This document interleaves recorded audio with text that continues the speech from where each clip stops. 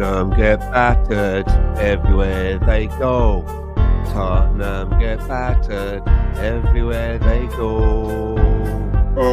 Everywhere they go. Oh, sorry. Tottenham get battered everywhere they go. We can do that. Tottenham get battered everywhere they go. Everywhere they go. Oh, Right? Tottenham get battered everywhere they go. Listen, it takes a few seconds for people to get the notifications. So as you join us, tell us what you thought about that weekend, everybody. How was your weekend, Gooners? And I tweeted before the Man United City game. This could be a pivotal weekend for us. What do you think, Alonso? How's your It was, weekend, Alonso? I worked yesterday, but so to join you, lovely folks and people in the podcast and chat room, chat box. Yeah, so I couldn't sleep last night because I was so fixed on the game today. Mm-hmm. I'm sure like standing you guys, right? I Yep. couldn't sleep, and it was so hard because uh, I didn't know which Arsenal team to expect today because we've been let down in the past at their place. So I had these nightmares of that happening again today, but it worked out. So yeah, I'm very very impressed because it's always a hostile environment to go into, no matter how far apart we are in the table. It's always a tough place to play. So yeah, fair play to them. Yeah, great points. And good evening from the top of the table. We're looking far back in the distance to the second place team, but we're not even halfway there yet, Stan. So, no. how should we feel about this game Well, this for weekend? me, it was a bit of unusual build up to the usual, North London Derby Eve because of all of the events that happened yesterday, which I'm sure we're going to talk about later. So there was a bit of a distraction, and it wasn't Mm. until about maybe uh, an hour, half an hour before I was getting ready to go to bed that it started to really sink in that when I was going to wake up in the morning, I was going to be watching a North London derby. So then, a little bit like Alonso, when it was time to get to bed, I started to feel quite awake because I was thinking a lot about the game, and I was a little nervous going into the game because even though we fed so well against them at home, um, I think this is the first time now in 9 seasons that we've done the double over them. There's been Yes. we've had a lot of draws at their place, but not so many wins. So it was quite a statement today, I thought, to be able to do the double over them. And this is a team as well that we had such a good first half, I felt, but they've been known this season, haven't they, for having poor first halves and then coming out almost like a little bit of a different team in the second half. So it was good to go in with a 2-goal cushion at half time. Yeah, listen, everyone who's watching right now, send the links out. Let's try and bring a few people in here. Retweet the tweet that I sent out, all that good stuff. I mean, we appreciate you here. Let's get a few more people grabbing those notifications, and let's get a few comments in there because we do like to be interactive with the 12th man or the fourth man as it is right now. The assemble said, "Good evening, Tottenham get battered everywhere to go. Tottenham get battered everywhere to go," and that was a really great performance from the team, especially in the first half. We had a lot of control over that game in the first half. I think naturally we want to hold on what we had in the second half, and Tottenham have been that second half team, as Stan has said. Yeah, on the road they're shit. Good evening from the top of the table. 3 points and a clean sheet, winning the Spurs away after 9 years. 8 points clear at the top of the table, on top of the Premier League. Don't wake me up from this dream, really. And we're not even halfway. Next weekend we'll be halfway there. Stan, what do we know of Tottenham? Not think. What Still do we shit. not think? Magic word today was control, especially in the first half. I thought we controlled the game really, really well.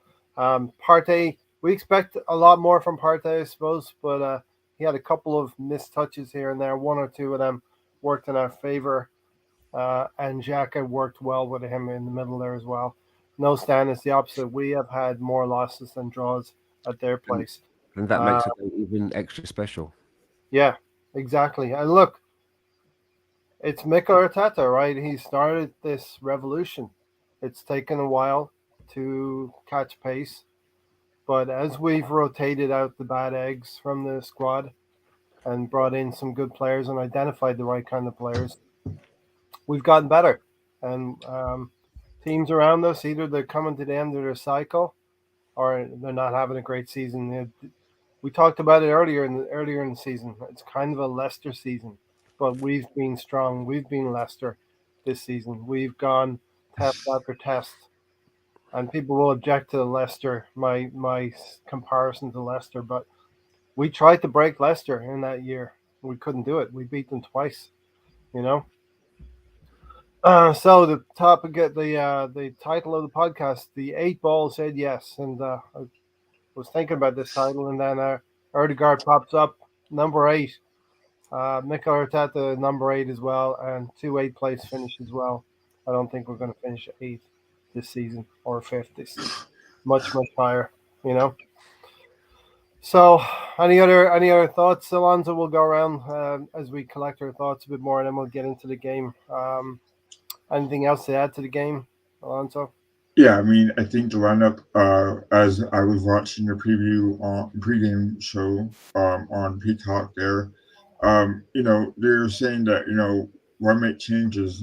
This guy's been playing pretty good, and the previous years, even on Arteta's first couple of years, we didn't know what kind of lineup he would put out because they were very inconsistent at times where people were getting hurt or red card banned. So to say that in the first of the morning, having the same lineup week in, week out, every 3 days, whatever, is pretty cool because, like I said, Arteta has had to have makeshift lineups in the past where this is a constant good lineup that he shouldn't have to make changes on. And before, that was his weakness. Is like, he didn't know his best starting lineup until the final week of the season. So this is a good thing that we're seeing now and have been seeing, for that matter. Yeah. Anything else to add to that, Stan? I mean, we could talk about the scenes of full time a little bit on Savory. I worry that the media is going to spin that on Arsenal when it was incited from Richarlison, who just seems to reach new heights of ridiculousness. Right? Even my missus said, "Look at him with the blonde hair. He's a bit of a dickhead, isn't he?"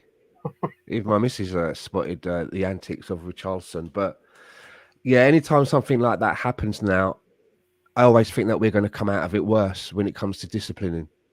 It seemed I was saying at the beginning of the season that I felt that the only thing that could stop Arsenal winning the league would be a short squad. Not enough depth in our squad. I also think that the other thing that could stop us winning the league is the league itself, the FA. Um, it's been in the back of my head. We've had these three now disciplinary actions against us, and I believe that there's actually going to be a hearing about the last one. And in the back of my mind, I just keep thinking, would they dare take points off of us as a punishment? I don't know what sort of punishment you get for three infringements of that nature, but it is something that's buried deep in the back of my mind that at some point in the season they may announce that they've come to a decision and that we weren't having some points dropped, which I really obviously hope doesn't happen. That would be unprecedented, Stan, in my feeling. The time we got deducted 2 points, I think, was the 1991 season where we did go on to win the league, losing only once to Chelsea, as it happens. Um, and that was for 21 players being involved in a brawl at Old Trafford.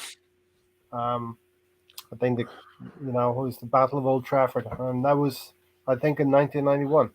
So I would be unprecedented. We've seen scenes like this before, and other teams seem to get away with it.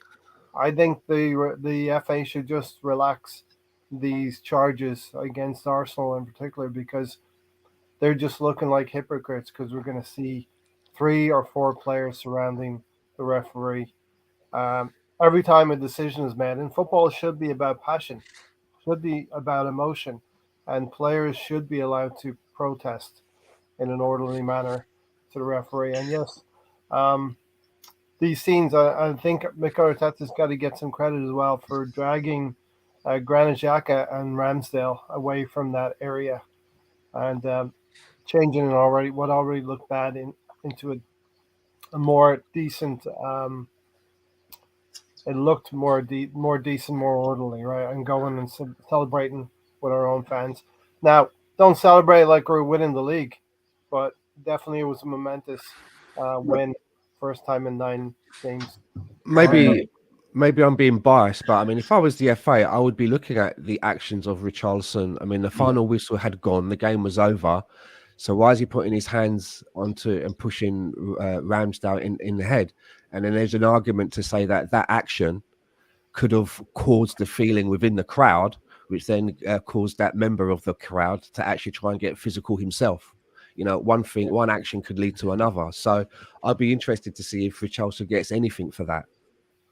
All right, You Gary. yeah, know, to go back, I think whenever you saw Richarlison try to instigate with Gabriel Magalhaes, I mean, it's a habit. I think from Richarlison trying to get into his head. We've seen it in the past, yeah, and I think that's what led on to Richarlison's a loser anyway. He always has been ever since he was at Watford, and also with Everton and now with Spurs. So I think it's up to Spurs to also tell him, yeah, listen, guys, listen, Richarlison, you need to straighten up because you're embarrassing the club like that, which they won't because it's Spurs, right? But I think also, yeah, it's all on Charleston. I think he's a hothead, and I think mhm. I think fair play to Ramsdale for keeping his cool because he could have fought back easily. But it's unfortunate. Yeah. I mean, if they call Darwin Nunes Captain Chaos, what is Richarlison? And that Brazilian thing flaring up again. Ramsdale is no stranger to a little bit of shithousery, let's say, but he doesn't deserve the treatment that he got from the and somebody from the crowd tried to attack him as well. So that fan's probably going to be watching this Spurs team from home now. He should get a lifetime ban for that kind of stuff. Gary, want to welcome you in. What are Yeah. your thoughts on the game, Gary? Yeah, I didn't get to see all of it. I got to see about half of it because I was out, but I got to see the winning goal for sure. So I saw the Saka goal, which we'll take it, right?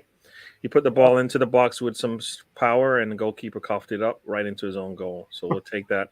But it looked like the same that team plays that way every time, right? It didn't look like they were gonna try to score on us in that first half. To me, they always start slow. They don't look like they're gonna attack. I mean, was it? I saw the stat at that time. It was like they had no touches in the box in like the first 15 minutes or something like that. To our like 11.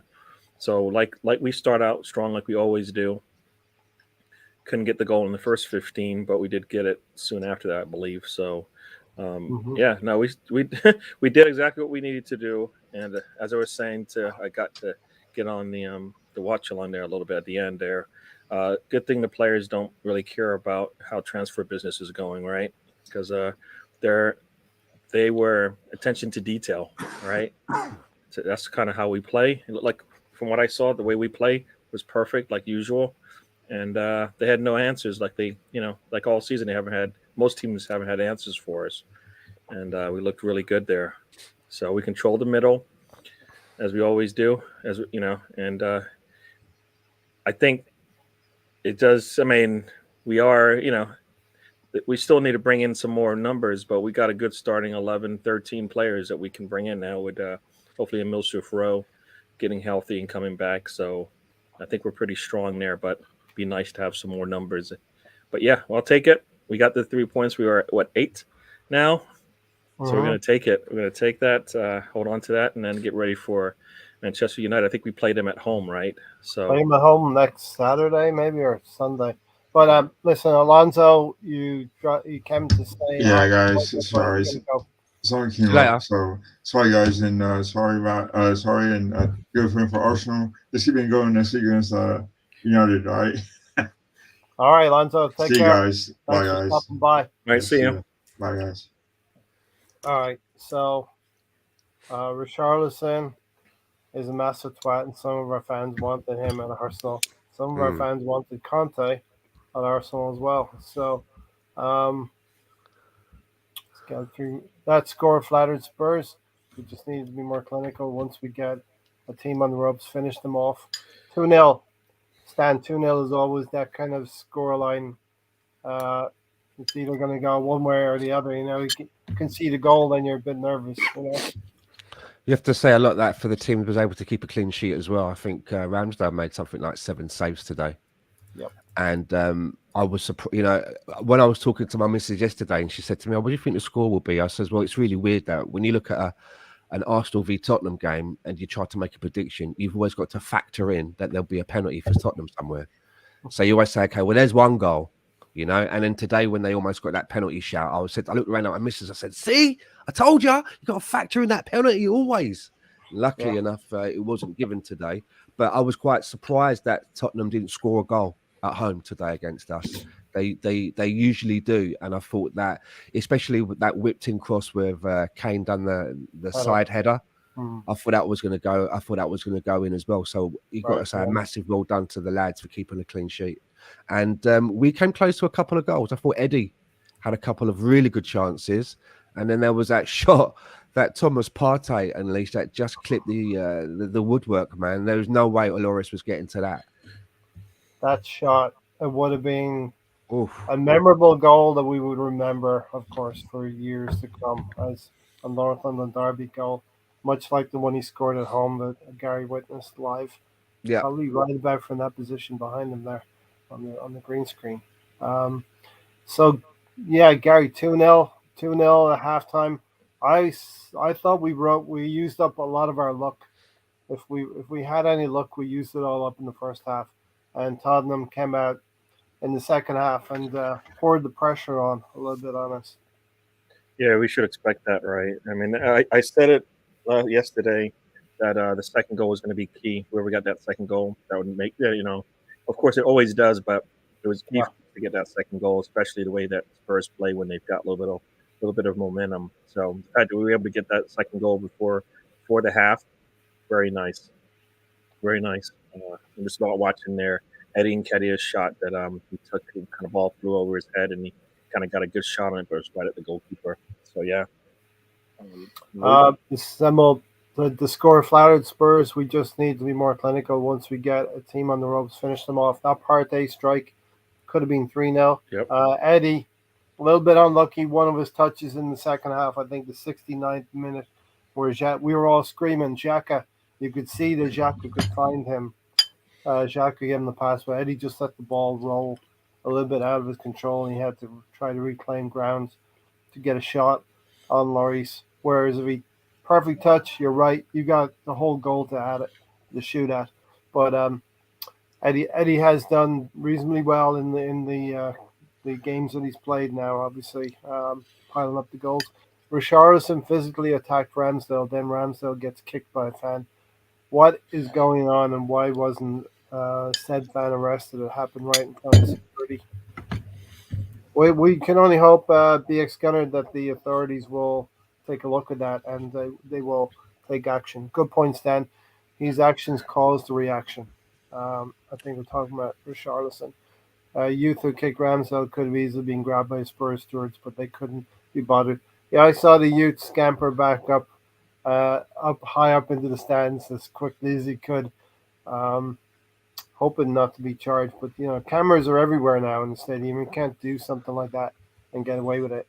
Ryan's here. Good job. Thanks for joining us, Ryan. Who fancies a Mr. Arsenal podcast hoodie that sends a message that a lot down the road? Haha. Tottenham get battered everywhere they go. Gary, what was your box score from your basketball? I was hoping for a win, but we weren't able to do that. I think we lost 48-54 or something like that. So yeah, not a good day on the court for us. But I got this. It was 2-0 before when our game started basically. So I was happy at least for that. Yeah, I'm just watching now the Kane header that Ramsdale was able to get to. So yeah, no, you know what? They are going to get opportunities. I mean, they are a decent team when it comes to attacking. The trick is they don't do it as much. And then I see here there's that, I don't know, is the penalty shout from Kane on Xhaka? Oh, because Xhaka kind of rolls underneath him, it looks like. Is that what happens there? Right at halftime. No, there was Saliba. Oh, Saliba. Yeah. So that sequence then, right at the end of the first half, Partey miscontrols the ball slightly. He dwells on it a little bit. He passes out to Zinchenko, and Zinchenko gets closed down. Now, getting closed down is okay, and losing possession is okay, but then not pressuring the pass that's coming into the box. There's a free cross in there, and Kane gets on the end of it. And Yes. that's where it leads to the corner that brings the penalty shout. Yeah, a slight lapse of concentration, but I honestly felt that we were very comfortable in that game.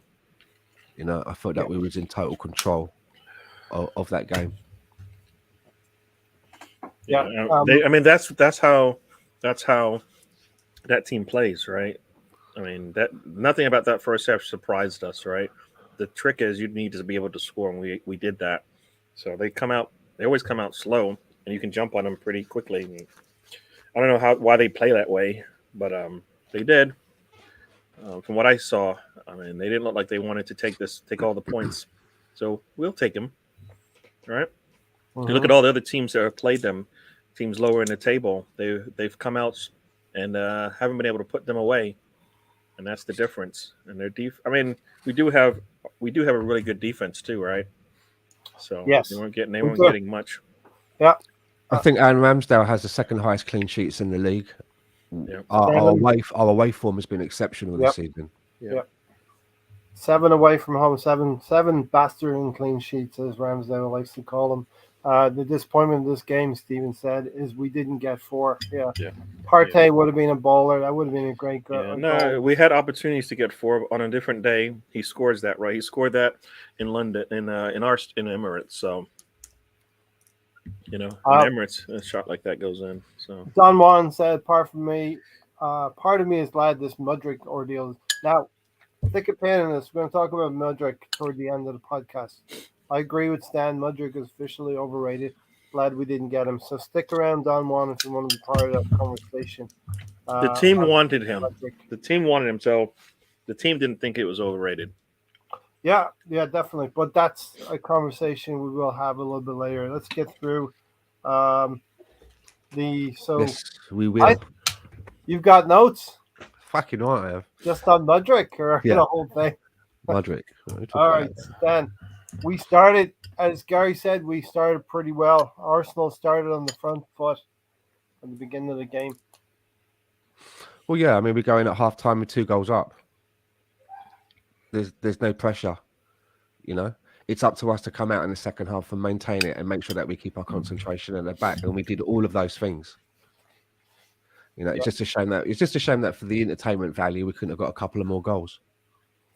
Or even a red card, you know, because that Romero guy, he was on a yellow card. He tackles Granit Xhaka. Another day, that'd be a second yellow card and a sending off. And the North London Derby is known for red cards in games as well, and penalties, but we had neither of each. Of course, Arsenal winning 2-0, we're going to say the referee and VAR had a decent game. So, but I really feel like the referee and VAR had a decent game. Yeah, right. They were good today. Yeah, they looked at that incident as well. We talked about the Harry Kane flicked header toward the end of the half. Ramsdale making a key save, probably his first save and only save in the first half. The corner coming to Højbjerg, and Saliba does, in an attempt to block the shot, career into him, but really there was nothing that you would say that could be a penalty there. So we go in at the half 2-0 up, but let's go right back. We started on the front foot, Gary, and you saw the Saka goal. Yes, that reminded me of the first game back at Selhurst Park, where Saka used a lot of power toward the back post, and good things can happen when you do that. Yeah, we had nothing else. It was either turn around and trying to go back out, but you had the man beat, so he had all the space. So put a ball across the goal and see what happens. I mean, if he puts it a little bit further out, maybe the goalkeeper tips it right into his own man and it goes in anyway. So, yeah, we'll take it. I mean, worst case scenario, it goes in, right? And that's what happens. Because at that point, you know, it was in no man's land at that point. It was a good strike. You know, if it was a little bit softer, then it would just, you know, he would be able to control it. But no, he just why not took a chance? And I like to see us do that a little bit more when we get in that area, because a lot of times we just pull it back out and then maybe we lose the advantage that we've got. So Mhm. it was good to Yeah. see that. Hit the thumbs up, people. Listen to Thunder Road. He's giving you some good advice there. Hit the thumbs up. Stan, Partey sends a lovely ball over the top, and Saka stays onside. Sessegnon is marking Saka. I thought it'd be more like a Longalay watching Saka, or double teaming him, but he's able to deal with the player really easily. Drives a right foot shot that gets deflected off Sessegnon, and Lloris um, fumbles it into He's the having net. a nightmare, isn't he, of late, Hugo Lloris? I mean, he's been around for ages, and you can see that it shook him for quite a long period after that. But we'll take it. Thank you Yeah. very much. Eddie, like Even, all good strikers, following in there as well. even though it goes down as an OG for Lloris, you got to give a huge credit there for Saka for his tenaciousness to work the ball into that area and cause that little bit of chaos there that ends up with the ball in the back of the net. And it took me a few seconds to realize it was a goal when I first saw it live. Yeah. I was like, has that ball What just happened? gone into the back of the net there? You don't expect the goalkeeper to. I mean, the deflection, notwithstanding that deflection, you don't expect the goalkeeper to fumble the ball into the net like that. You know what I mean? And question has to be asked in light of recent events, and we're going to talk about Mudryk later. But what price would Saka be in this market? You know, If Mudryk is 100, it's pretty. I know Yeah. it's gone ridiculous, right? And can we say he's world class? I'm about ready to say Saka's world class. Everybody's got different interpretations. I think it's too soon based on his position and the stats that he's putting up. He still needs to be an easy double figure guy. He hasn't done that consistently yet. I think you got to be a little bit more consistent, right? He's trending in a good way, but world class, I think, as many people have said, that's been used too much now. Is world class like? Is there like a world class 11, or can you be world class and be like the 30th best player in the world? What kind of group is it? Is it a top 10 of the world players to be considered world class? Everybody's got a different interpretation of it, but he's definitely showing up for us every week. Stan, what do you think?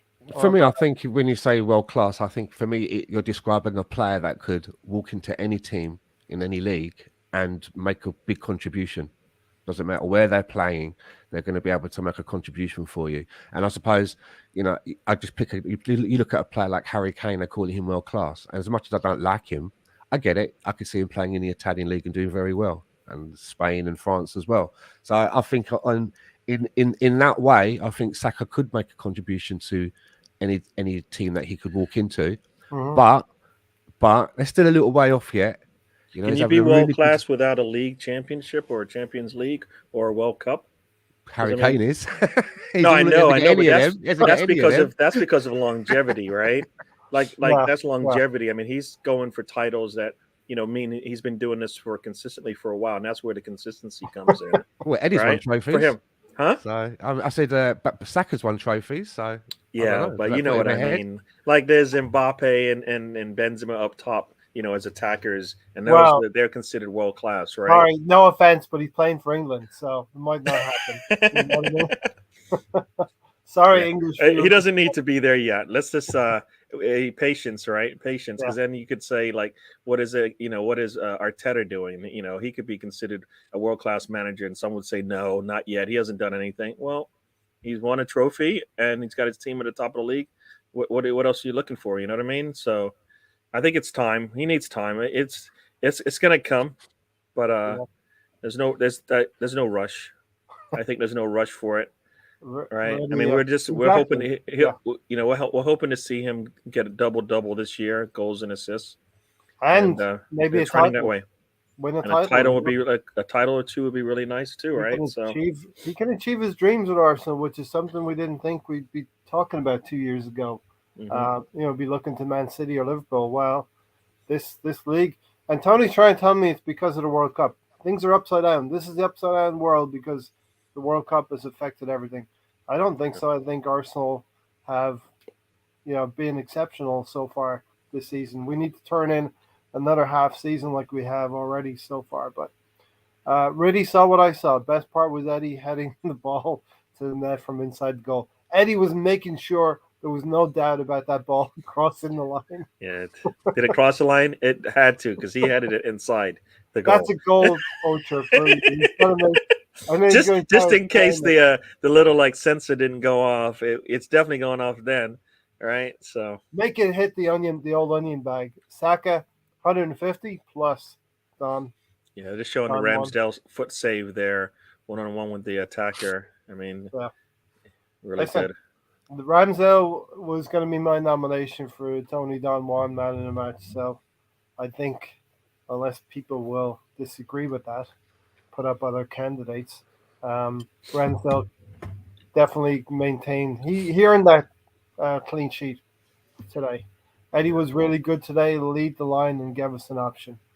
And look, if we're not talking about Eddie in a bad way, then he's doing his job. You know what I mean? And we're just asking for Eddie to do his job while Jesus is out. All right, 17 minutes. Son shot saved by Ramsdale. Stan, I thought Son was very, very quiet today. Yeah, good. I'm not a fan of him. Never have been a fan of him, and so it was really good to see him having a bad day and having that distraught, pained expression that he has on his face. And then, as per the toilet bowl, the toilet bowl can get clogged once in a while. Everybody. I called that yesterday. Everybody's toilet bowl gets clogged. You did call it yesterday, but it also affected the feed, Gary. I don't know if you knew there was like a worldwide cut of the feed. No, you know what? I was watching it on my phone, and all of a sudden I'm like, "What happened to the game? What did I do?" It's like, no, it's not you. I was like, "Oh, good." I thought it was me. I thought it was Peacock at one time as well, but the feed stopped, Stan. And here's the second game already this season, right? Is it the second game? The Leeds match started off with a little bit of a issue with technology, and now a second game, technology plays a part in kind of disrupting the game, at least for the fans. First it was for the players, now it's for the fans, right? They kept playing anyways, but what a horrible stadium. I thought it was that we were playing so well, the FA decided that they just didn't want to show us to anybody. That actually makes sense. They didn't want anyone to see it. That really does make sense. You know what's going to happen, later in the season as things are still continuing to go well for us. They're just going to be these like blackouts in mid game, and it's like, what's going on? Yeah. Did you actually win the match if nobody saw it? Yeah. Yeah. Didn't see it. It didn't happen. Really says Saka is worth 200 million given what's been going on recently in the market. Yeah. No, I mean that's an easy number, right? I mean, nice round number. That's an easy number. All right. For me anyway, when the feed came back, I see Arteta on the sideline, and I think it was Nketiah. I couldn't quite make it out, but Nketiah had a great shot saved by the goalkeeper. So we could have had a third chance from Nketiah. That could have been a goal as well. And then in 24th minute, Stan, Partey. That upright is still shaking right now. Yeah, this seems to be something that Dave definitely is part of the plan, because he's taking a lot of shots from a similar position now. I've noticed that they get the ball out to him, and he's not doing too bad either. Compared to what he was like when he first came to us, when he was on, pigeon duty, killing all the pigeons that were sitting on top of the goalpost. He's doing a lot better now. So it's a good move. And he was, just a whisker today. And I think he didn't quite catch it sweet, did he? I think he got it on a bit. I think he got a bit of a shin on it. Yeah. A little bit of a shin on it, but there was a small flame behind that ball. Yeah. A trailing smoke. Gary, what a great shot. That was a really nice shot. And as you say, nobody could have got to it. A couple inches in, that's going straight in there in the net. Very nice. And you know what? Like you say, I don't know why he couldn't hit the post, hit goals before, or at least put shots on target before. But he's doing it now, and we'll take it. Getting a lot closer. And Yeah, we've scored seen like 2 goals from like basically the same spot, just carbon outside copies. the 18, right? So Against you got to see. Forest. I saw Nketiah's shot right here late. Sorry, I'm watching the game again because I Yeah, no problem. didn't see all of it. But I got Nketiah's shot right there. He takes it. Not enough on it to get past Lloris, but got Xhaka down with a little bit of an injury here. If you can see anything between the 17th minute and the 22nd minute, it didn't happen. Okay. Now you can see in the second half that they were coming out a lot, a lot more aggressive than they had in the previous 45 minutes. So they were definitely trying to. We were absorbing everything, but I would like us to come out like that to maybe finish the game off, in that second half and try to get that third goal.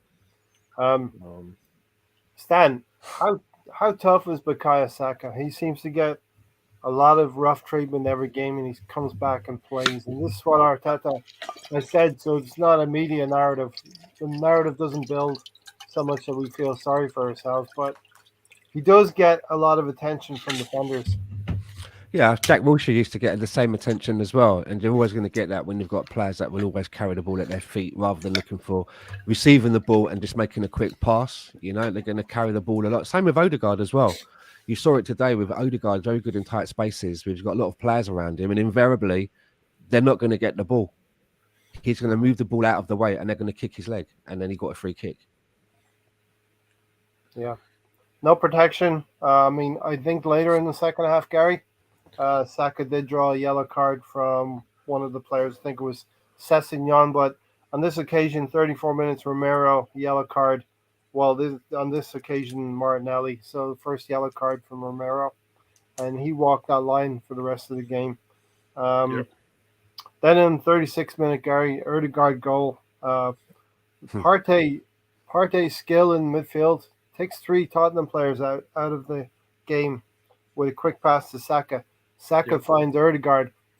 I'm thinking he's driving forward with the ball and thinking feed Martinelli, feed Nketiah, but I don't think any of us really expected him to shoot from there. And this is what, and that's how that's the one way you can score is if you shoot when nobody's expecting it, right? Yeah, when nobody's expecting it from that distance, and he can. He's got good vision. And that's what he does, right? So now he saw it. Everybody was pretty much trying to get back into defensive positioning, and boom! By the time anytime anybody saw the ball, it was in the net. So yeah. Like I said, I want him to shoot more because I think that will open things up. But he's really good with the ball at his feet. So if they want to give you, goals, we'll take it.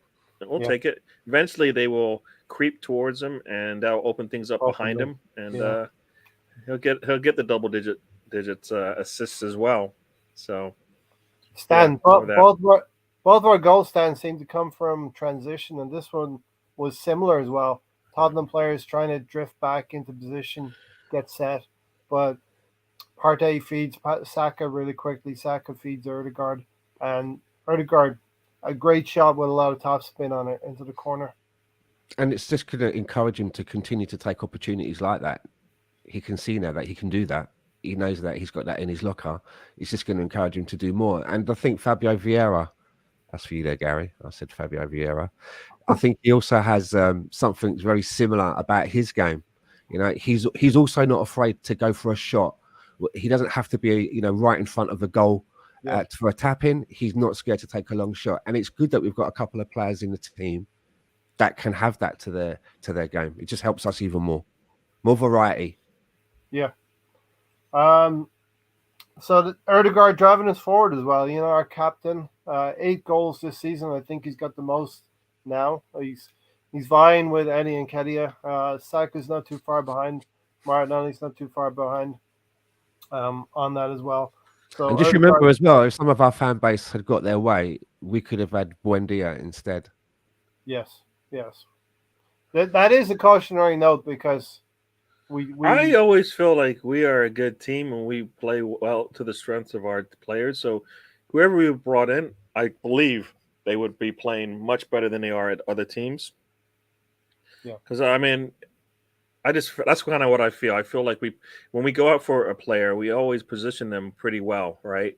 Nowadays, nobody comes in and they're not positioned really well in terms of performances. Their performance is always good.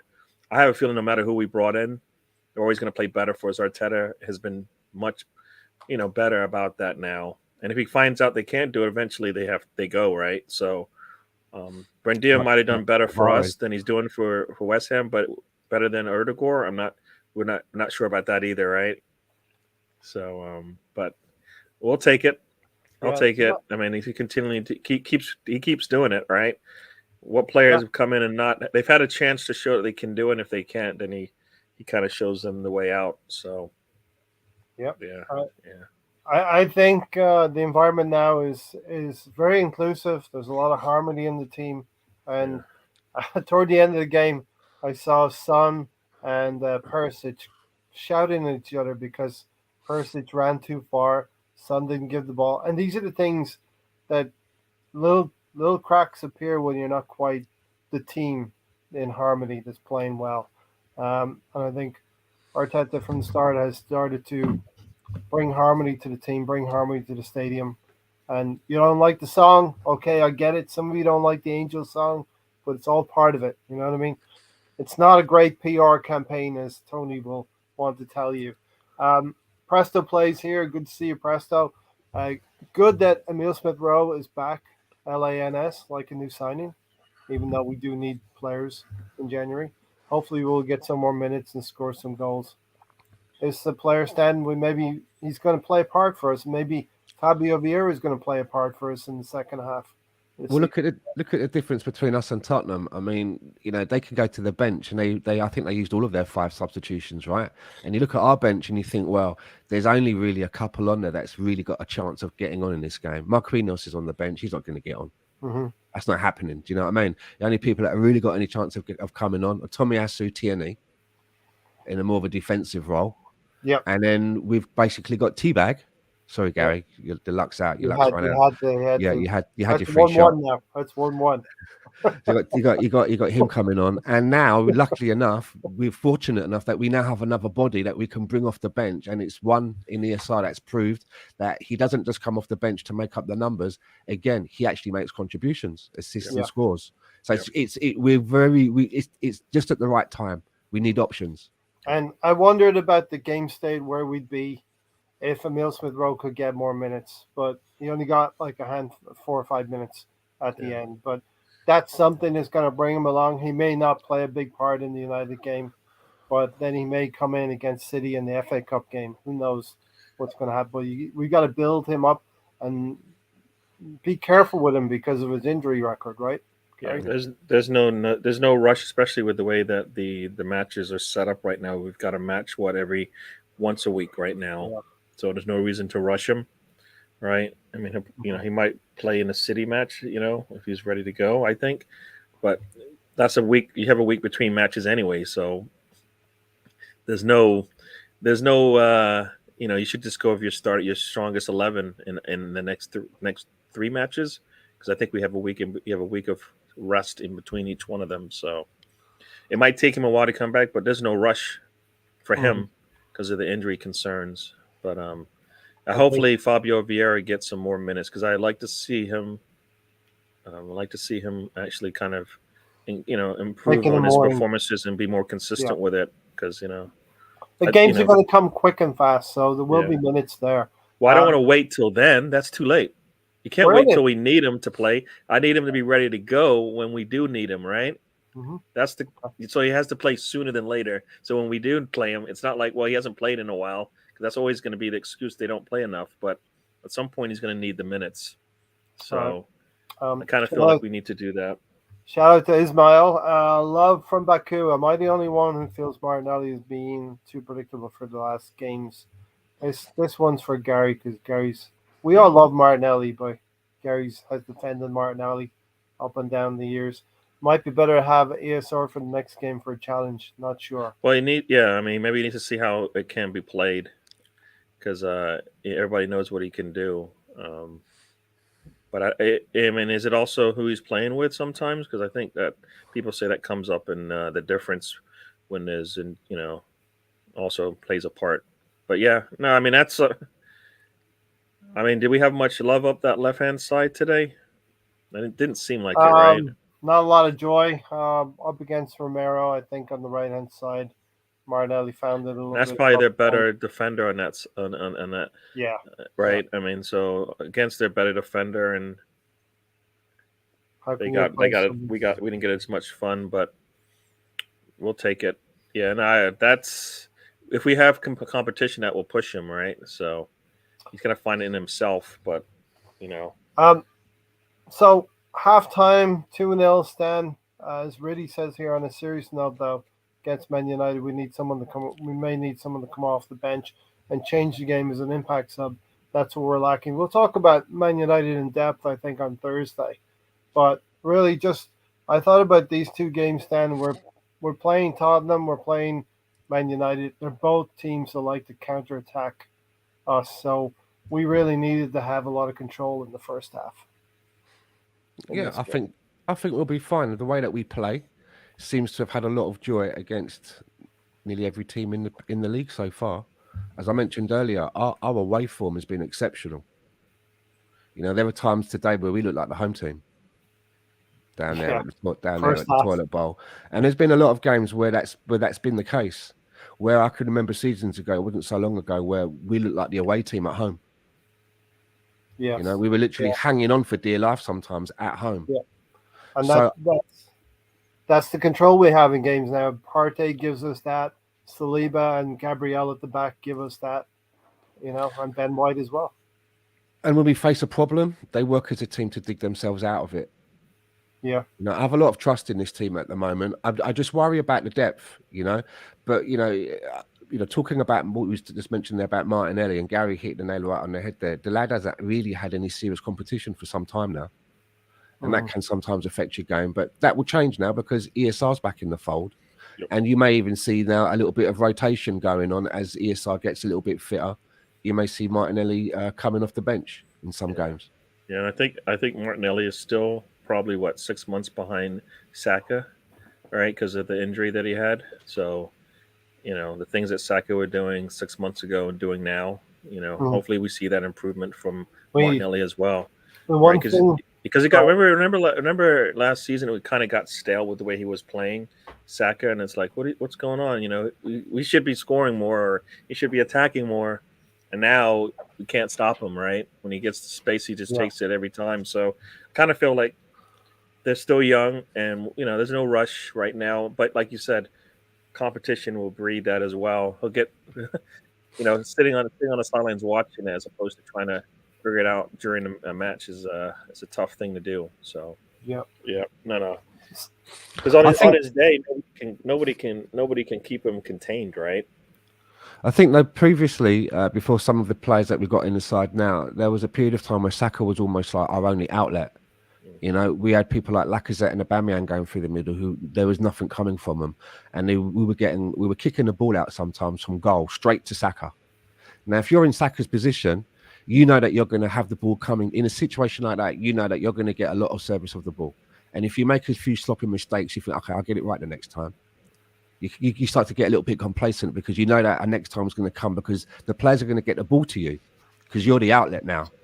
I think we've got other players in the team that are taking on a lot of responsibility. Goals are coming from all over the team, so the ball doesn't have to constantly go through Saka. He doesn't get the ball as much as he was getting, so that when he does get the ball now, he's going to try that little bit harder because he doesn't know when his next opportunity is going to come from. Yep. Yep. So it's a more rounded team around him. It's not all just weighed onto that one side anymore. Yeah, and All right, that's all, so- isn't that that's also part of the reason why Partey, Xhaka, and Erdogan are key to this whole thing because Yes. The they right make it side. easy on the back line, right? The back line doesn't have to bypass the midfielders. What we were doing a lot when we had no midfield. The midfield wasn't playing as good as they are right now. I mean, that's the key for us. I mean, we show for the ball when Partey gets the ball, right? I mean, I was listening to them talk about it. Partey gets the ball and basically bypasses three defenders, Mm-hmm. right? And if you watch any of the games, if that midfield is able to bypass players, it makes it so much easier, right? There's less people ahead of you when you take off and attack, and Yeah. Partey does that very, very nicely. You watch. Yeah. You watch the Odegaard goal. There's 3 Tottenham defenders around Partey. He takes it to the wing a little bit, and then he flicks the ball really quickly and releases Saka. And then from that point on, it's 3 against 3, I think, at the back. I do worry though that we have such a high line at times that on Ben White's side, sometimes he makes options to make an overlap on Saka when Saka's already really high up the pitch. Yeah. He starts his overlap sometimes really late, and it's like if he started to overlap any later, you'd end up in the front row of the stand, like Do sitting you on think? somebody's lap. And it worries me because then we have a lot open behind him. Then Yeah.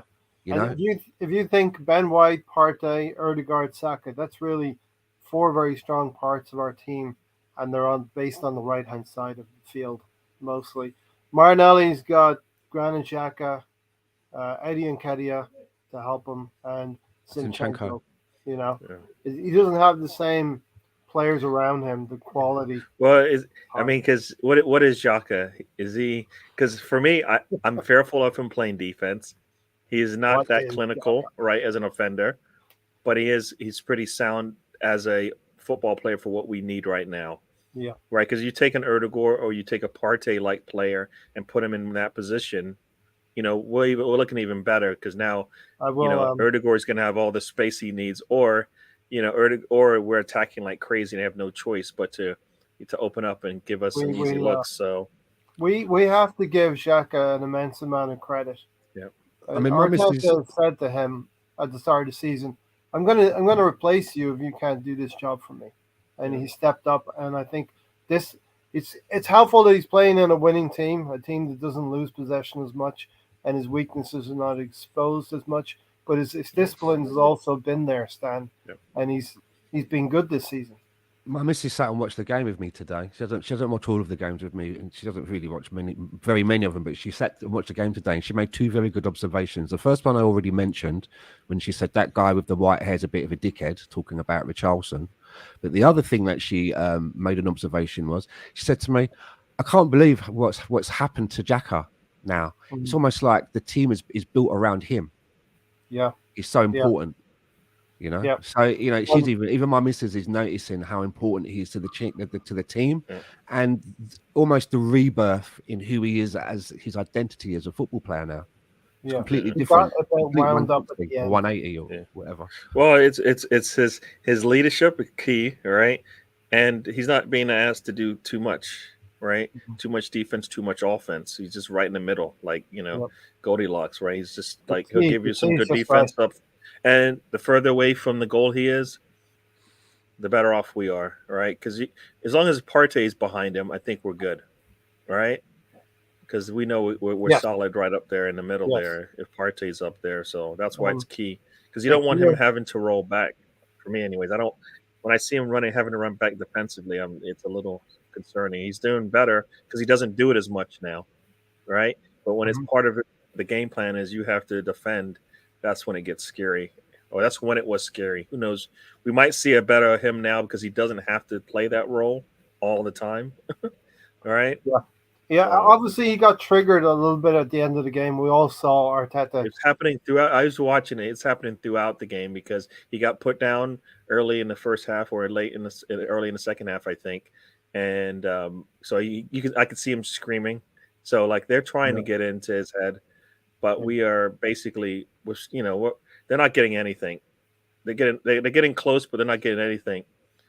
And there's a foul on White in the middle of the pitch by Kane. Stan, you mentioned this. You mentioned this pretty early in the season. The continuing redemption of Granit Xhaka, Stan.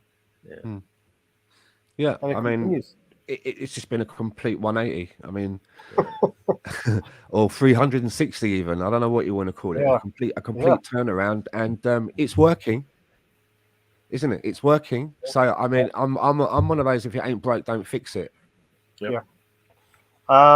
Well, you say that, but Arsenal has been improving even when they've had solid players, right? From last year to this year, we see the difference when you put a Zinchenko and Ben White as your fullbacks, right? We didn't need to. Nobody thought we needed to improve. We needed more depth, but nobody said, "Okay, we'll improve." But we've been doing that, right?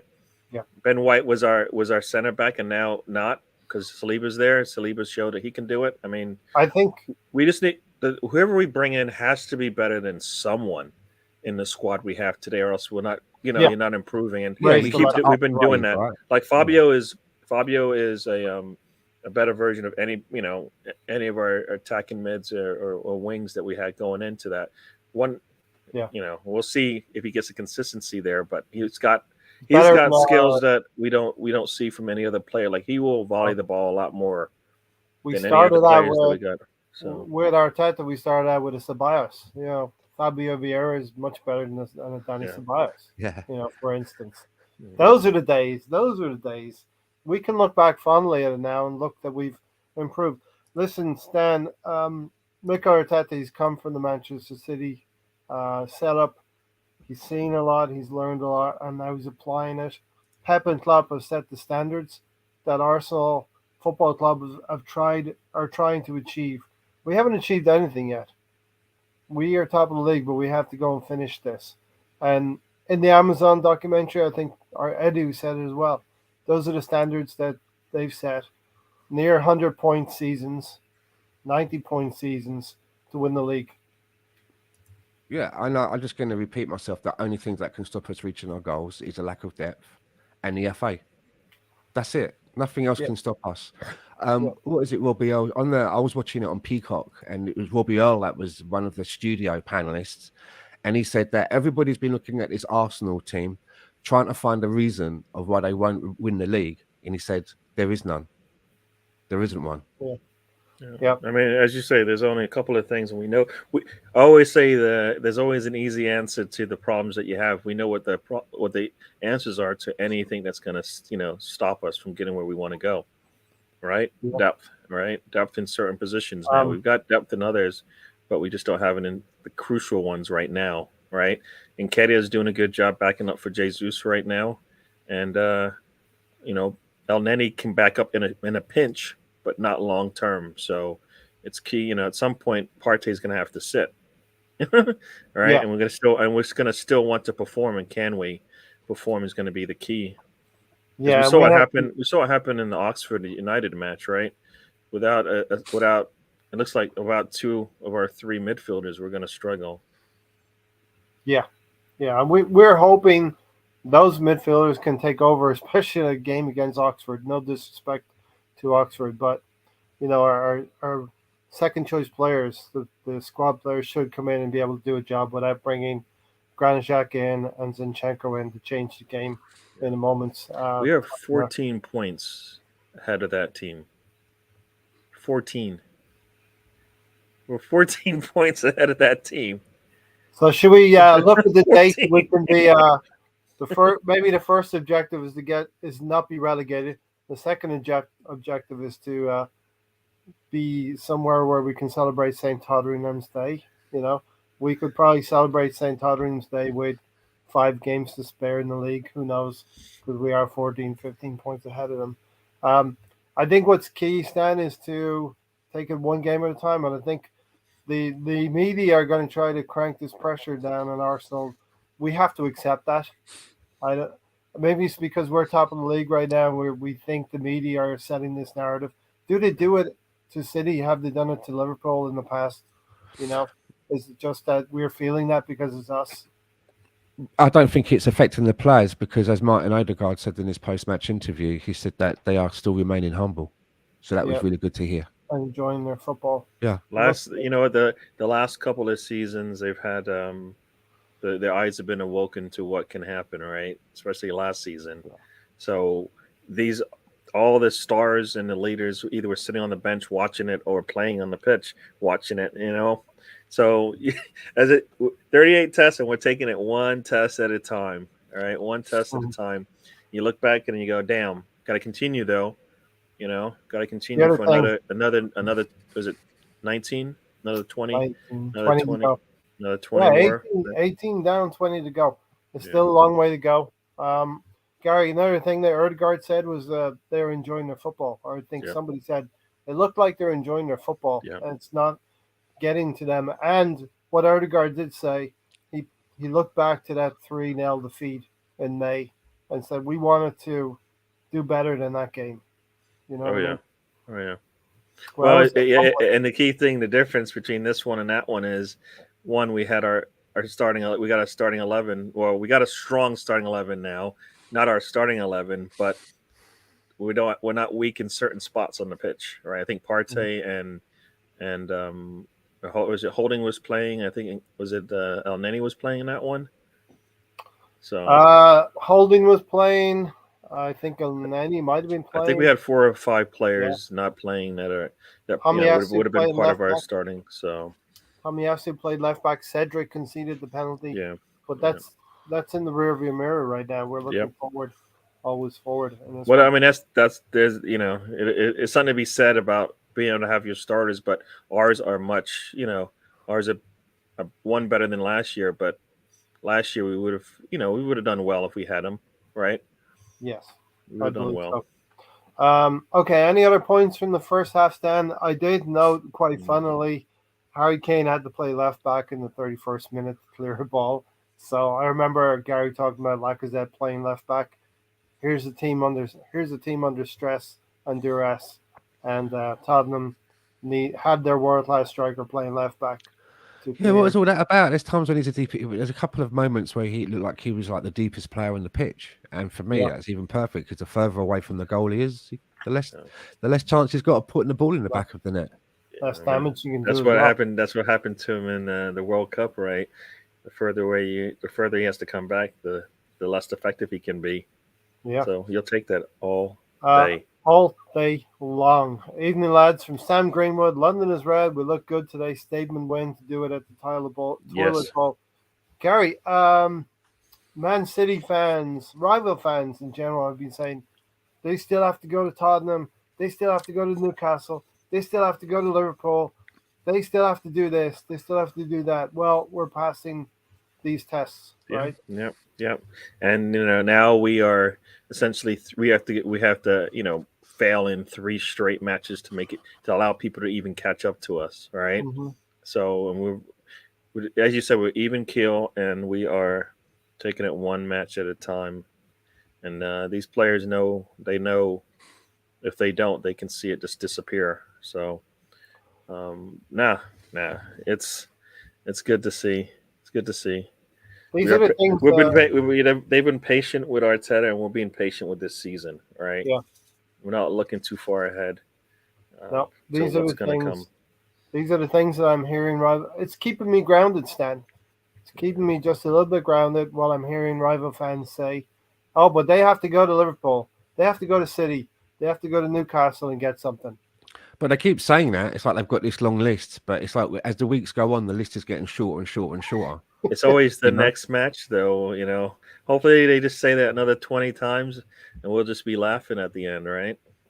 Yeah, and I hope Arteta is saying it is the next match. Now we celebrated this one, and we got to celebrate it quickly and think about United next weekend as well. They'll present a more difficult task. I believe they're a better team than Tottenham are right now, but definitely not insurmountable for us. Reddy, there is a bus to Liverpool with your name on it. Yeah, Reddy loves Liverpool. He just can't stop talking about him. You think he's from there? Yeah,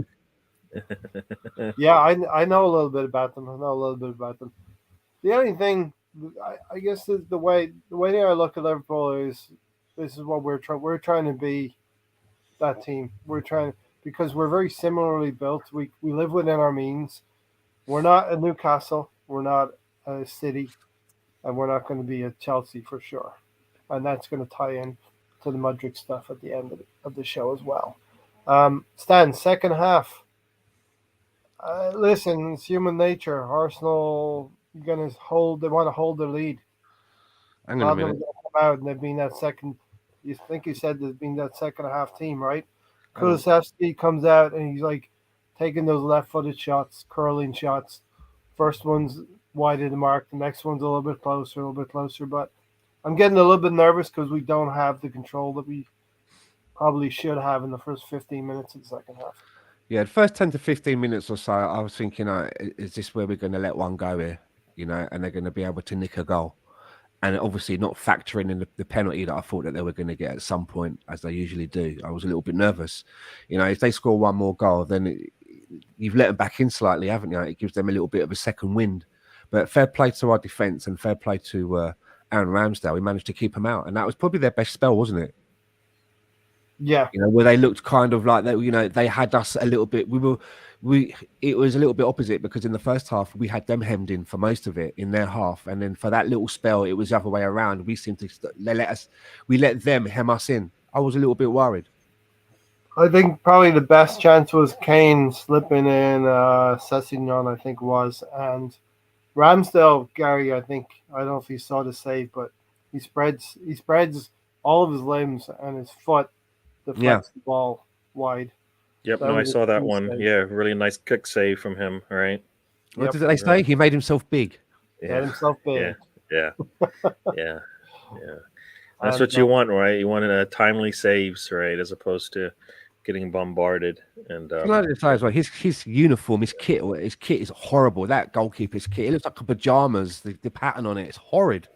he shouldn't get attacked for that stat. He shouldn't be kicked by the home crowd for just because of that. You know what I mean?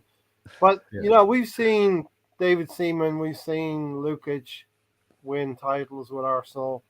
Jens Lehmann. Yeah, goalkeepers have to be a bit mad, but they also have to turn up and make key saves and win points for you at the end of the season. Yeah. So I thought he did that for us today. We concede a goal. Who knows what's going to happen because the crowd were baying for blood. Kane was gnawing at the referee, trying to get every decision for them. Yellow cards, free kicks.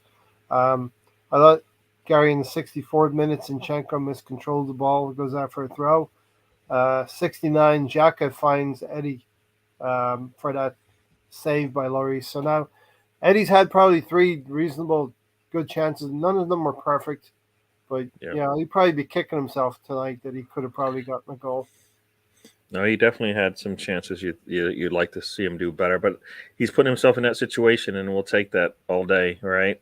Mm-hmm. He's keeping himself busy. I mean, I don't feel like I saw him have to come back. So we were playing pretty much an even kill game where it was everybody was able to play their roles, and they weren't able to. We didn't have to come back and support each other as much because we were able to get the style of play that we wanted. So yeah, no, he looked good, and those are the chances he probably hasn't seen as much.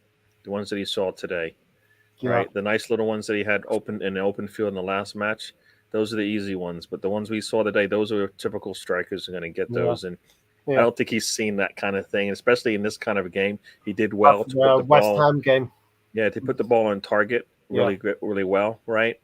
I mean, you could see him, attacking Dyer there on the ball. Like he's understanding more about, the position. I think, you would like. That's one of the reasons why I think we always say, we want somebody more seasoned than him because he's seen things now that he hadn't before, and so it's all new to him. All right, and the more he sees it, the more he will get better at it. He'll play. If we played a similar game like this to another team, he's getting at least a brace, right, with the amount of shots that he had. So yeah. What do you think of the 3 chances he had, Stan? The one Martinelli lifts over his head in the first half, pretty early doors. Tries to get his left foot half volley on it. Good save. Second one, was when the feed came back, there was a shot straight at the keeper. The keeper had the save to his left, I think it was. And then the third one when Granit Xhaka feeds him in the 69th minute. Yeah, the third one in the 60th minute, there was just no power on that one at all, was there, really? Just didn't get enough on it to threaten the goal. Got away from it a little bit. Yeah, and a couple of the other 2 shots that you mentioned, it was like basically he took his shot, but it just happened to hit it straight at the keeper. Yep. But I'm going to give Eddie a pass today because since he's come in this little run so far, he's been contributing very well. He was a little bit unlucky today. I hope he's able to dust himself off and make a contribution at United. Yeah. That's what we want from him, right? We want him to be in those situations. In the past, he wouldn't even got those shots off because either he's not in the right position or he'll lose the ball or something like that. So this is what we wanted to see from him. We should be pretty happy about that. especially in a game like this, where everybody says it doesn't matter what the records are coming in, they're going to play us really well, even though you look at the scoreline and it doesn't look like that, but that's the way they wanted to play. Yeah. Next week, like you said, next week we got an even bigger challenge. Next week, yep. Next week will be the Manchester United game. Listen, I think he played quite well for us today. I'm not in any way, shape, or form saying that he should have done better or anything like that. But he had 3 half chances. Some would say he's got a clear sight of goal. It's hard to rate the chances. The one that we're talking about in the 69 minute, I thought he really had. He could see the eyeballs of the goalkeeper, and the miscontrol got away from him. So I've got the pin number. I'll put it in for Kahoot. We'll talk for a few more minutes. We'll do the Kahoot game. It's a North London derby. I'll put the pin in here now, and we will then get to the Mudrick stuff. You know what I mean? The juicy stuff. So there's the pin for Kahoot. A couple of other things happened then. Stan Martinelli gets a yellow card. I think that's just the temperature of the game rising a little bit. Tottenham were getting heated at that time. Eddie's offside. One thing I noted, Eddie, when he's running back, these long balls that were playing toward him, he's coming to the ball. He catches himself offside a lot. 2 or 3 occasions, Eddie was caught offside. That's something maybe to look at. And then the substitutions came. Tierney coming on for Martinelli. Tierney playing more or less left midfield. And Son had a great chance, hit over the bar 83 minutes. That was his only chance, really, Son. But I was surprised Teabag didn't come on maybe a little bit earlier. To just help give somebody some rest. But again, as I mentioned earlier, at least now that we're beginning to starting to see that we have options from the bench now. I just wish there was another midfielder in there that we could rely on. Another option from the midfield that we could rely on from the bench. Yeah. I think this is my nephew here. Maybe he's running the surrender flag up the pole here. City and Liverpool are done. You won the league, but England. I wish it was that easy. You just call it. And hey, if it was May with a game or two to go, I'd be more confident. But anything can happen in this league. I tweeted before all the games started, this could be a pivotal weekend, and it's come out in their benefit. Man United fans saying, "Well, if they could just beat City and Tottenham could beat Arsenal, and then we play Arsenal next weekend." We'll see what happens. We need to obviously. I've heard it multiple times on the shows, and it's like we don't necessarily have to beat City. We just have to, get the 3 points when they don't, and that's happened this weekend, right? So, we want to get the 3 points from them, but if they want to give us space, we'll take it, right? I just saw the shot from Nketiah there, where his touch was just a little bit too strong, and the shot went right into the goalkeeper's chest, I think. Yep. So yeah. Finished. Saka looked a bit tired by the end of the game. Stan. Well, he runs around so much, doesn't he? Yeah. I mean, he's so much energy, and he's getting so many little nicks on his ankles and that throughout the game. Yeah. It's part and parcel of the way he plays. Got a good kicking against Oxford as well, so. But we're going to need him next weekend again. And if Tony was here, he'd be saying, we need to rest Saka. No doubt about it. Take Saka off with 20 minutes to go. You know what I mean?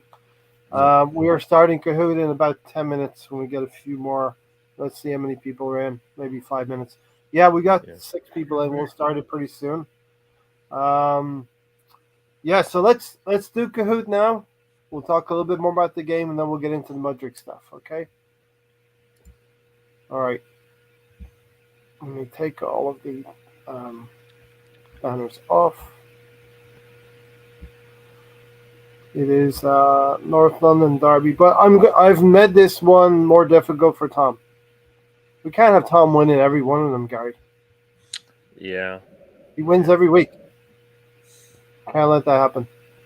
All right. going to play Kahoot. Um,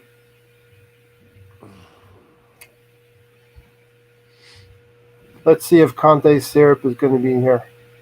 Mm. Yeah, I just like I said, I'm watching the match again, and like this is one of those matches. Like at no point did it feel like it was getting away from us. Right? Did not seem like it at all. Yeah, exactly. And we were in control, so concede that goal. Here we go. All right, we got good turnout here. We got 8 people in the house. Okay. I saw It's weird because I'm looking DWTT, at Thunder the Rose in there. rankings here, and Northland and Derby, Jenny. Eddie and Kitty got a 5.9 rating, which I think is a little harsh. Which man, are questions. indeed, which Arsenal player scored the winning goal in 2014, the last time we won at Tottenham? Which Arsenal player scored the winning goal in 2014, the last time we I'm beat guessing Tottenham? because I'm at their really place? bad. I should know this, but Bender, I'm Rosicky, not good. Amini, or Kata. My memory is not good.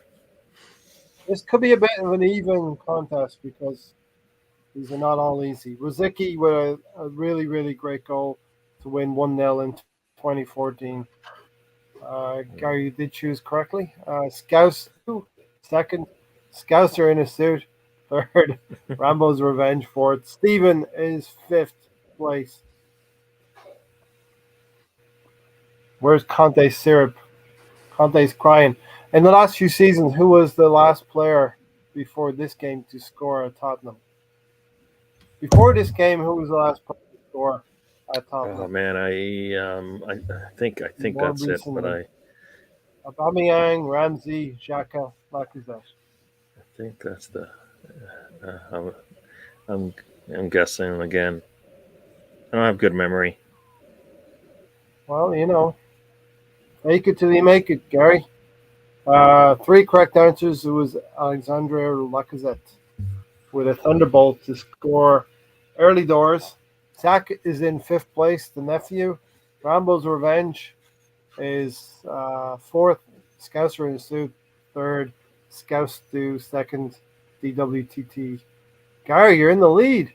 Yes. You got an 8-point lead, Gary.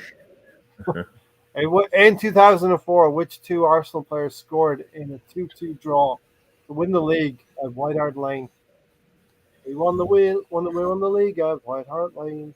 Was it Henri Perez, Vieira Perez, Perez Lundberg, Perez Bergkamp?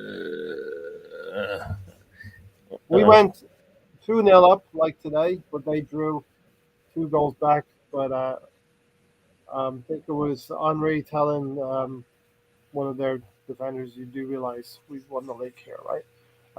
3 correct answers: Vieira and Perez. In the invincible season. Zach is holding in at 5th. Rambo's Revenge 4th. Scouser in a suit 3rd. Scouse Stew 2nd. Challenging you now, Gary. DWPT. Yeah. No, I've not had a clue on any of these. So, what season did Arsenal last celebrate St. Tottenham's Day? What season did Arsenal last finish above? What season did Arsenal last finish above Tottenham? I think it's that one. 2015, 16. I think I might pick the wrong one, but we'll see. 13, 14, or 14, 15.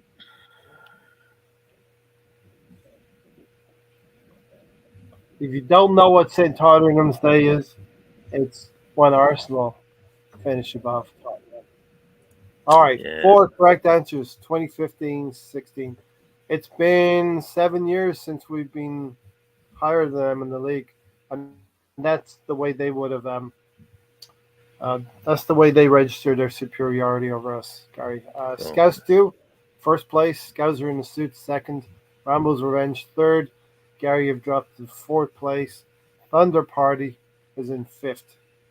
It's not over yet. Long way to go. We have 11 questions. We got 7 more to go, I think.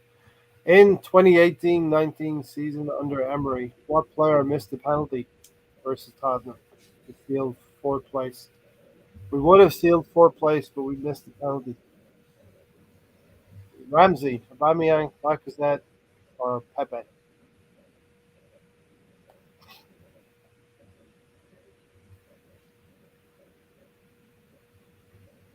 Who missed that penalty? Was that Wembley, I believe? All right, 7 correct answers. Aubameyang, 1 incorrect for Lacazette. Rambo's Revenge is on a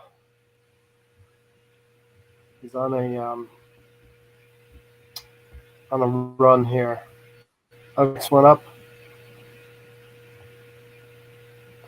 During Arsene Wenger's 22-year reign, how many Tottenham managers did he face? 9, 10, 11, or 12?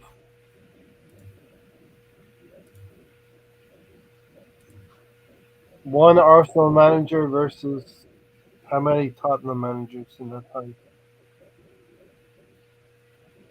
I already said there's a Merseyside derby going on in the Cahoots. All right, there is 3 correct answers of 11. Arsene Wenger has faced 11 different Tottenham managers. Rambo's Revenge in the lead. DWTT, you're back up there in second. You got that one right, I guess.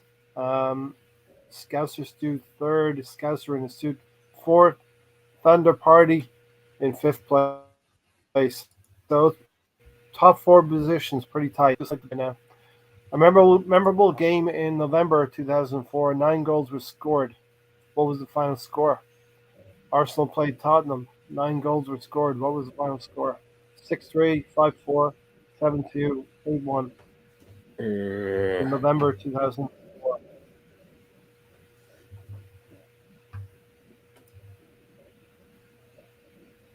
I wonder if there's going to be any repercussions for that Richarlison stuff that went on at the end of the game.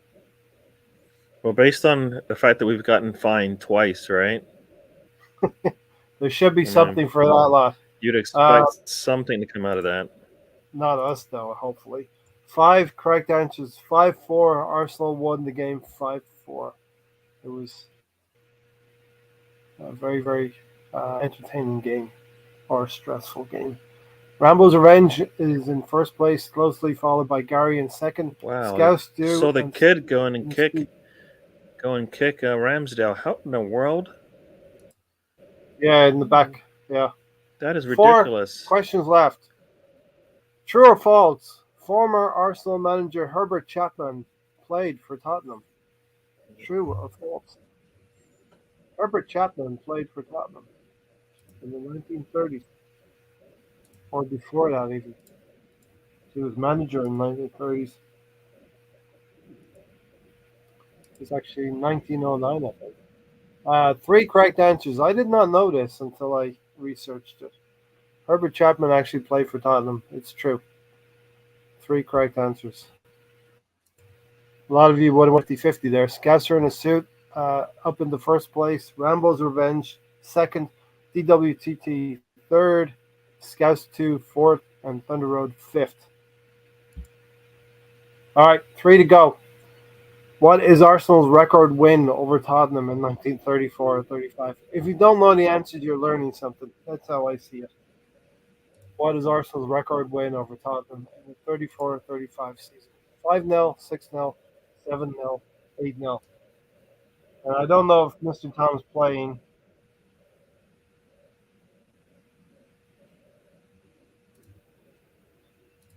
Four correct answers. 6-0. Arsenal beat Tottenham in the 1934-35. Scouser in his suit is 2nd. Rambo's Revenge 1st. Scouts do 3rd, and Gary is in 4th place. 2 left, I think. Who scored Arsenal's goal in a 1-1 draw during the last derby game at Highbury in April 2006? Arsenal's last game at Highbury versus Tottenham. Henry, Perez, Bergkamp, Fabregas. Wow. Yeah, I delved into the record books a little bit here, Gary. Yeah. I was thinking if we'd have lost today, Nobody would want to do this quiz. Henri is the answer. 6 correct answers. Thierry Henry. Rambo's Revenge in the lead. Scouser in a suit second. So pretty close. Scouts do third. DWTT fourth. And Thunder Road is fifth. Very close between the first three here. Last one. Yeah. Who is the Yeah. all-time leading record holder in appearances versus Tottenham? Who is the record holder for the most amount of appearances against Tottenham? It holds it at 35 games. Wow. Adams, O'Leary, Rice, or Graham? Yeah, I'm gonna ball it Thunder Road. I was guessing the first three. That's why it looked so well. I started off so well, but Right. It's okay. We won this weekend. You won. Arsenal win. You win. yeah, O'Leary. I was toying between Adams and O'Leary, and I got it. I picked wrong. Oh, you went for Tony Adams, didn't you? Yeah. Okay. David O'Leary is also our record appearance, record amount of games for Arsenal. I think it's 550. Third, and Gary's fourth, and I think Thunder Party was fifth place. So well done, Rambo's Revenge. Wherever you are, you may reveal your identity if you wish, or not. All right, let's get back to fun things like talking about Arsenal. An 8-point lead at the top. Who would have thought, huh? Yes. Yes. Stan, Yes. some part of me, Stanley, some part of me, I don't know if it's Stanley. I'll call you Stan. Probably not Stanley. Some part of me was thinking, this is too good to be true. We're not going to win. But then some part of me was like, I'm confident we're going to win. But then I was thinking, it's too good to be true. We're 8 points ahead of City after 18 games. No, we've worked hard to get into this position. It's not been by luck. You know, I suppose. No, I take that back. I suppose we've had luck in the way that I suppose Man City have been losing and dropping points, as have Liverpool. Mhm. I mean, everybody, I think, at the beginning of the season thought it was going to be a fight for the title between Liverpool and Man City, and then everybody else would be fighting for the scraps that are left. It just goes to show you. I mean, the way that we're playing at the moment, if you compare the way that City are playing at the moment, everybody thought that, you know, Haaland was going to be the final piece that would make them totally unstoppable, but it seems to have changed the way that they've played. They're trying to put everything through Haaland. He's scoring, you know, he's probably will be the record goal scorer in the league. Doesn't necessarily mean that they're going to win the league, though, which is going to be a very strange stat come the end of the season. So, no, I think that we're there by hard work. We deserve to be where we are. Yeah. Gary, your thoughts on that? Yeah, I mean, there's nothing. I like to always say there's nothing I saw in the previous 17 matches that go, well, we don't have a chance in this one. No, we've been playing pretty well. Some people will say there's some luck involved in it, but not that many times, right? You do know. You both do know we haven't played anyone yet, right? That is true. There's always been a concern about whoever we played. Liverpool was on a downturn. Today it's probably going to be that they just don't play well at home, right? Because they didn't play well on the road either. Next week, they'll find something. But we are. Yeah. Everybody knows how we're going to play, and few have been able to stomp us, right? Newcastle showed a way, but I don't think most teams can do that against us. They can try it, but I don't think they can. Congratulations, Sam, on the win. Yeah, he's living his best life this weekend. Arsenal winning. Yeah, they can try, but it's not working, right? Yeah, no. Our style of play is working, and the only time we see an issue is when we have to figure out who else can play it outside of like you said, our first 13 or 14 players. Can they contribute? So might need that in the next match, right? We're saying that Saka might not be able to give us 90, but Saka usually turns up for these matches. So, expect to see them do the exact same thing. I mean, I think what we played them. I guess we won it. We beat them at their place last year at the end of the season or home. I Who's can't that? remember. Manchester United. We lost there. We At lost their, no last season, We lost there. and then at home we beat them. You know, we we beat kind them of 3-1. yeah. So 3-1, but we had to survive a Fernandez penalty. well, yeah. So and we are once again based on that match and this match, we are better. They are better as well, but we are more consistent. You know, they're starting to show consistency. We've been doing this for a while. They Right. they have some parts of the team that are going to worry me a little bit, but we'll save all of that for Thursday night. We can go into that in detail. 18 games in, we still haven't played anyone.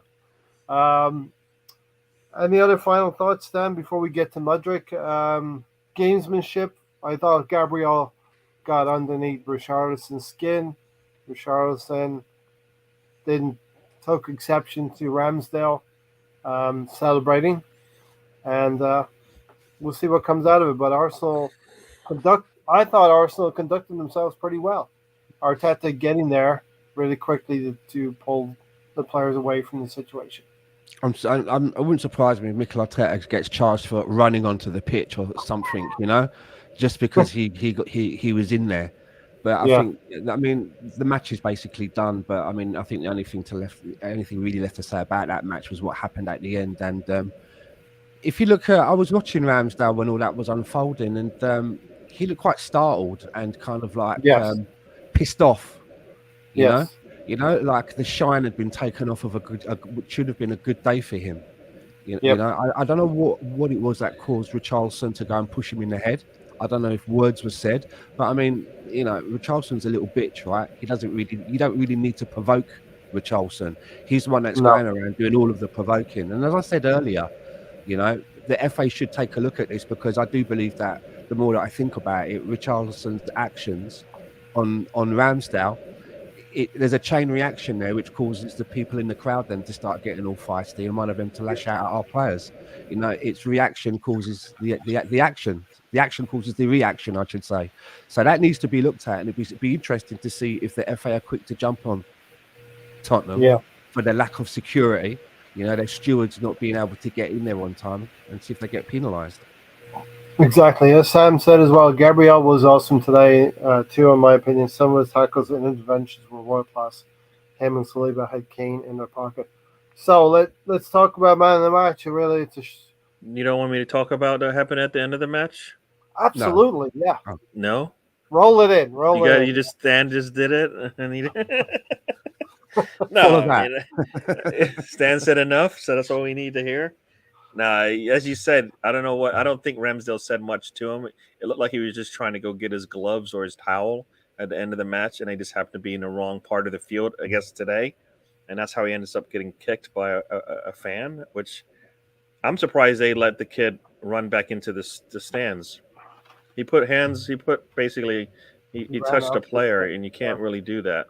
I understand it's a kid, but that's, you know, on another day, he kicks him in the wrong spot, and injury, could have resulted in it. I mean, isn't that what it looks like when you don't have control of your fans? You have security there for a reason, right? Violent conduct, isn't it? That's it. Violent conduct. I mean, well, you don't have control of your facilities, right?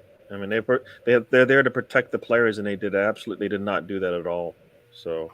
Reddy said the FA have come out with a stadium on this, but they haven't charged anyone. Of course not, because it's Arsenal. They're not going to charge anything. Reddy, if you can put in the chat box real quickly what the statement reads without making it too long, because they'll probably make it long and winding. So, yeah, is it Ramsdale, Gary? Don Moore, man of the match? Yeah, I agree. We needed to dig in a little bit in the second half. Is it Ramsdale? Make key saves. You know what? It's always hard because it's like Ramsdale made the saves, but also they got nothing. So why do they get nothing? Right? That midfield once again did its job. I mean, I don't remember who got it the last time we played in the North London Derby, but for me it was Partey, and for others it was other players. So today, I mean, what did they get? They got not that much, right? They Yeah. weren't as threatening. We could To control them. Um, to have conceded a goal would have taken the sheen off of the game, off the score line as well. They beat us 3-0, and we, for all intents and purposes, we beat them 3-0 today. It was a comprehensive win. They were as bad as we were back in May. Stan? What was the question? The man of the match for me? Yeah, I think I'd give it to Ramsdale. Okay. Seven good saves. You know, it wasn't one of those games where we kept a clean sheet and he was just like leaning up against his goalpost for 90 minutes, just watching the game. He actually had to do his bit as well. And you could say those saves at certain points kept us in the game. I thought, especially the Kane one, that quick flick on with the head, he had to react to that very quickly. Yeah. So, yeah, fair play to him. And I'm glad that he got the man of the match. All right. Definitely. What is that? I just ask. What is that yellow thing that they get now for man of the match? It looks like a sort of like one of them things that you put hot drinks in to keep it like a flask. What is it? I didn't know where you were going to go with this, but I was not. That was much tamer than I thought. So I'm glad to see that you're getting older and you're getting much wiser, and your comments aren't going to scare me. Okay, do you remember what they used to get? They used to get a huge magnum of champagne, and then they went to a stage where they'd get a mountain bike. And I always remember there was one Arsenal match, and I think it was it Tony Adams got the man of the match, and there was the two of them speaking there, and he said to the other player, "Would you like to hand a bottle of champagne to Tony?" And Tony Adams is like, you know what I mean, because he's not supposed to be drinking anymore now. They both put a chuckle. Yeah, here's a statement from the FA. We strongly condemn the incident involving a spectator that followed today's Premier League fixture between that team and Arsenal. This is wholly unacceptable behavior, and we will work together with the police, the relevant authorities, and the clubs to ensure the appropriate action is taken. Okay, that's on Tottenham. That's on Tottenham and their stewards and their failure to control. But what about Richarlison? They can do something about that quite. That one's an easy one, right? He put his hand quickly. Yeah. Yeah. I mean, the steward is right there too, and the steward could be trying to calm it down if you wanted to keep that one on the steward as well. But the league, that's an easy one for the league to decide what to do there. I mean, all right, let's see what shakes out of it. It should not be Arsenal in the headlines for a third time running, a third game running. It really should not be. Okay, let's switch tracks to this Mudryk thing. Season is at the halfway point. The Arsenal are in first place. Let's enjoy this season of a youthful team doing bits in the league. We haven't played anyone, but we've beaten everyone except one team. And we all know we need reinforcements. We all know we have, 16 days left to do it.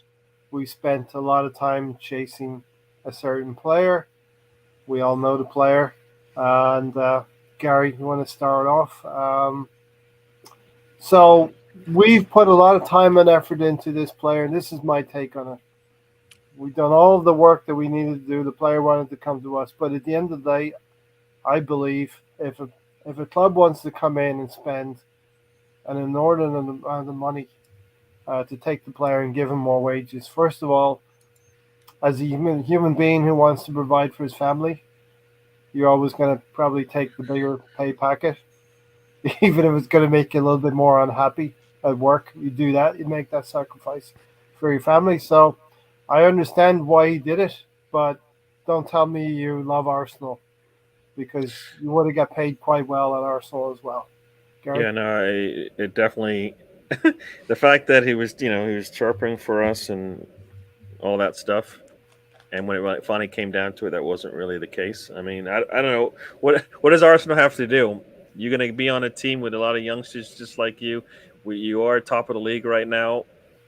What more do you want? You're going to get paid a lot more money than you have. I think, if I recall, the salary difference is like 2 or 3-fold what they're going to pay him for 7 years, which we don't do 7-year contracts. So they're going to, it's disappointing, but as you say, can you just turn down the money if somebody wants to offer it to you? But I mean, the key part of this was the player. Is this what the player wanted?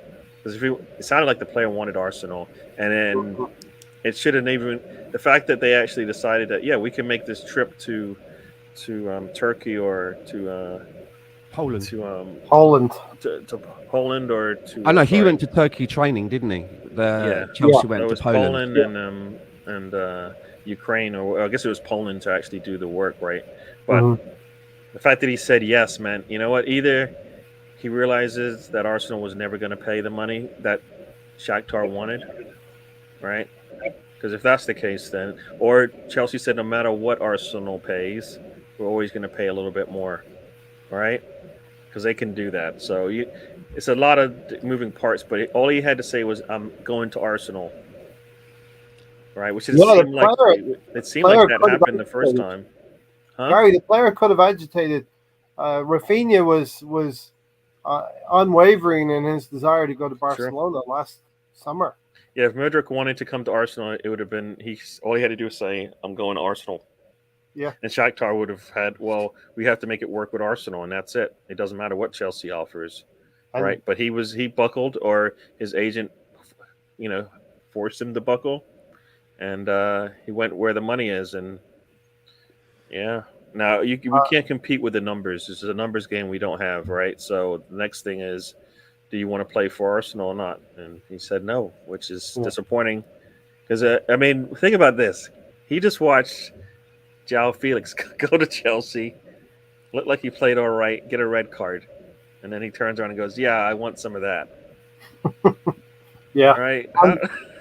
Maybe the unfortunate part in all of this is the two injuries that Chelsea picked up in the Fulham game as well. You know, Pulisic and I think another player, Sterling, got injured. This maybe triggered Chelsea to come to the party that Shakhtar always wanted, the bidding war. They already got Arsenal up to a point where we were almost giving them 100 million euros, Yeah. and the player didn't agitate for a move, which Rafinha did last season. He wanted to be best friends with Zinchenko. He wanted to come play with Arsenal. He was twerking for us so much. In the end, it's quite distasteful that he goes to Chelsea with the baggage that they have of their previous owner as It's well. disappointing that Arsenal got to 95 and they didn't get to the 100 that they wanted, and the player would a player have still come, or would it have been 105? You know what I mean? That's why I kind of feel Yeah, like that's why it was kind of a back and forth, and Arsenal just kind of gave up on it and said, you know what, it's not happening. No matter what we give, they're not going to. Shakhtar is going to take the more money aspect of this thing, right?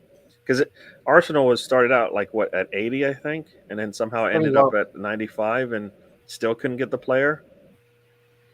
And Shakhtar was the difference is 5 million. And Shakhtar said, "We'll just take the extra 5 million, and the player will just, he." Like I said, there's lots of moving parts there. The player had some to do with the agent. Did we There go? is. Were we 5 million short, or were we just never gonna? Were I we think just? It's the second option, no matter what we do. I think we always would have been 5 million short because if we'd have bid something over 100 million, Chelsea would have come in 110 million, and I think would have went on and on that way.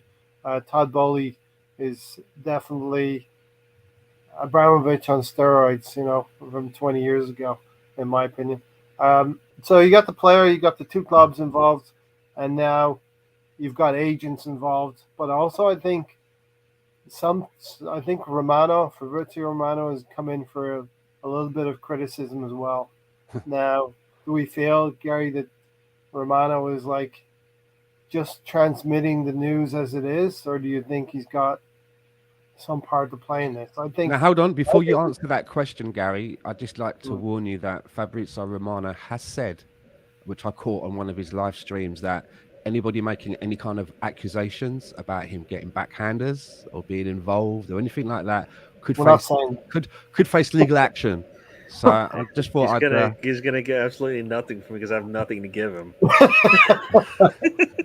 Even yeah, if what's he gonna sue me for? He He's said to not. I don't have any. apologise. To no. apologize. I, No, you know what? He's a reporter with some information. He puts it out there, and sometimes it's wrong, sometimes it's right, and we don't know where it's coming from. And he has made a name for himself, putting the information out typically before most people, but he's not the only one now. So, mhm, there's at least three people in the game now who have that same level of, well, when they say it, then it's true, right? I mean, because gravitas, you've got Fabrizio, you've got Ornstein. Ornstein, and you've got Ben Jacobs. They all seem to have connections whereby one of them says it's coming from a source. Usually, you think it's not a guess. So because it sounded like Edu was in Poland, right? The next thing you know, that Chelsea's going to Ukraine or whatever it was. So something was not. So one of those didn't make any sense, right? Yeah. But yeah, no, And Sam said I here, like I like the ride, because it's what else are you gonna do to sit around and go, no, I don't want to even partake in this thing, right? I think it's just part of the ride, but as you say, until your team has them actually in for a medical, it's probably not going to happen. It hasn't happened yet, so yeah, I thought this was a matter of us just, up in our bed. We did spend a lot of time on this. Um, I do also believe we do have other options and other players identified. I don't believe that the club has just chased Mudrick. well, I just hate the Without, fact that like a week into it, everybody's like, "Well, we're only a week into it. Now we're 2 weeks into it. So now what's the excuse now for the amount of activity we have or haven't yeah. done?" Because Well, the now whole we we typically do things pretty quickly. Like on Monday, are we going to hear the second target that they wanted come through? Because guess what, we know they have the money, so that's not an issue.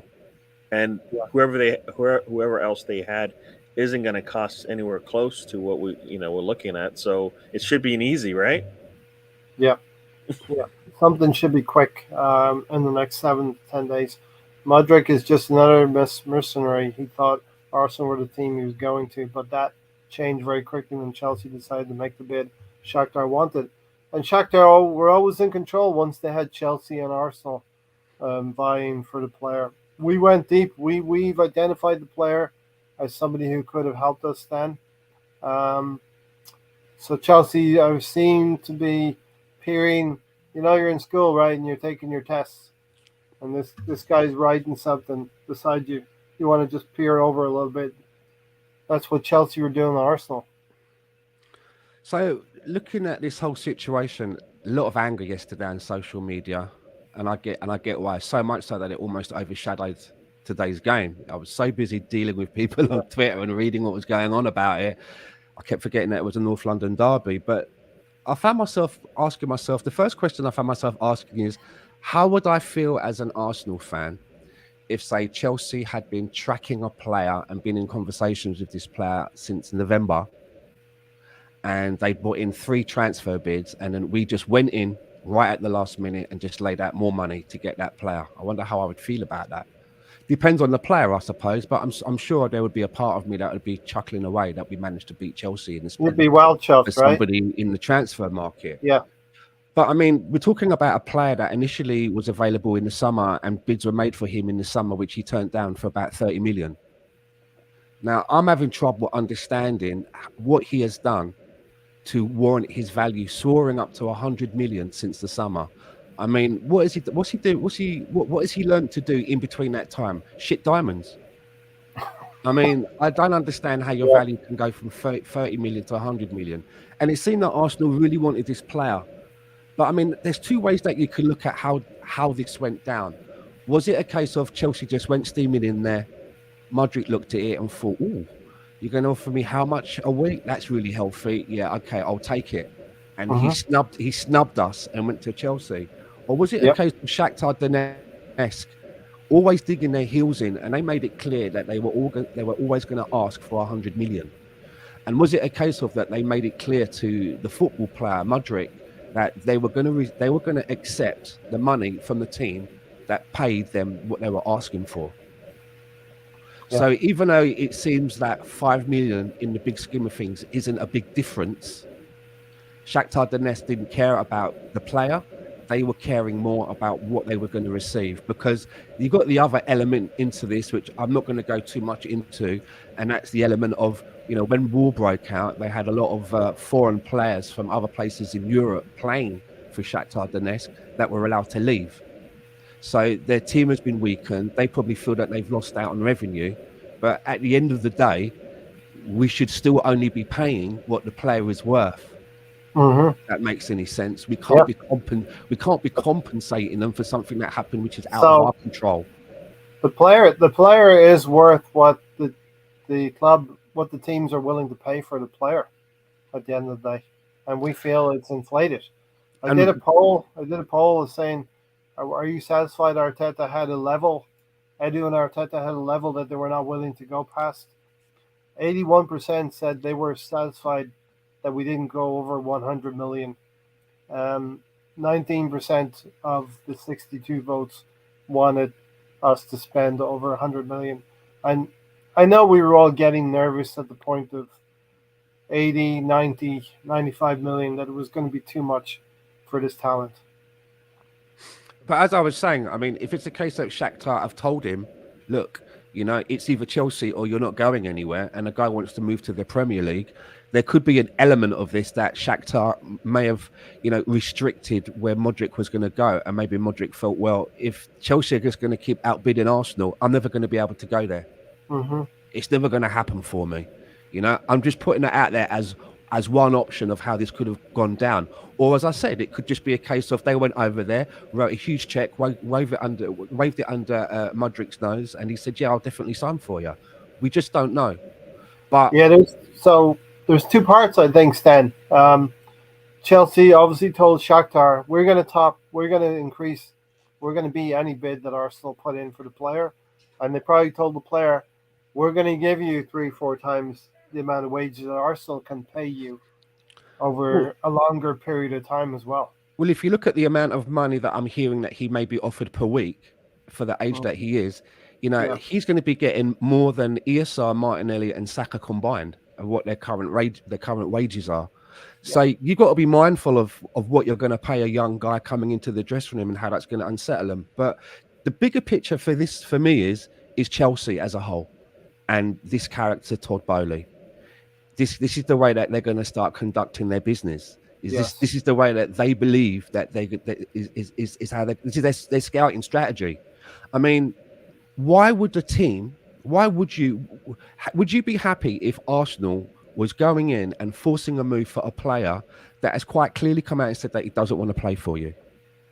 Yeah, I would. He's come out and he said that he didn't want to play for Chelsea, and he's also made it clear that his dream, and these are the players' words, are to play for Arsenal. Yeah. Why would you be hell bent to force that player to come and play for your club? I mean, how can you be sure that you're ever going to get the best out of him? You're not. You know, you're not, because he's not invested now, and you're already started to pay the player more than he ever imagined that he would get. And this is the problem with Chelsea. Chelsea have got a lot of players that are playing for them that have went there because the clubs that were selling them decided to go for the money. Mm-hmm. You know, I don't believe Kai Havertz had it in his head that he's always wanted to play for Chelsea. No. And this is the problem at Chelsea. And what they're going to have now is maybe, and I presume it's going to happen, is a similar problem with Modric, where the way that they forced this move to happen on the kid, they now have just basically collected yet another mercenary. He's going to go to Chelsea and probably hasn't got his heart in it. And his contract is 8.5 years. Yeah. I mean, what? 8.5 years, man? It's mad. It's mad. I mean, is that his life now at Chelsea? They are assembling a group of mercenaries that Graham Potter, he's landed himself in quite a situation. He's not, maybe he's got some involvement in the profile of the players. Well, we can't believe that. No, I'm of the opinion here that in Ted Bowley, we've got one of those chairmen that secretly wishes that he was the manager of the club. I believe that, right? There is no way that Potter's making these deals. This is all Bowley. Who's available? Who's going in for what? Right. Get on a plane, get over there, get the checkbook out, and make sure you come back with the player. That's how he's conducting his business. And this is how it starts, right? It starts with a character like that. It starts with who you can buy and who you can't buy, because he'll have his preferences over the manager. And then before you know where you are, he'll be telling Graham Potter who's playing on match days and who won't be playing on match days. Yeah. He's one of those managers, the owners, that wishes that he was the manager. You know, and he's going to operate through Graham Potter. What was one of the first things that Todd Bowley did when he went into Chelsea? He got rid of the sporting director and said, I can do that job. Do you remember? Yeah. And then after about 3 to 6 months, he realised that there was more to that job than met the eye, and then withdrew himself from that role. So this is how hands-on that this guy believes he is. He really thinks that he knows what he's doing and he believes the game. And I watched the video by Rory Jennings yesterday, who's a Chelsea podder. very good one as well.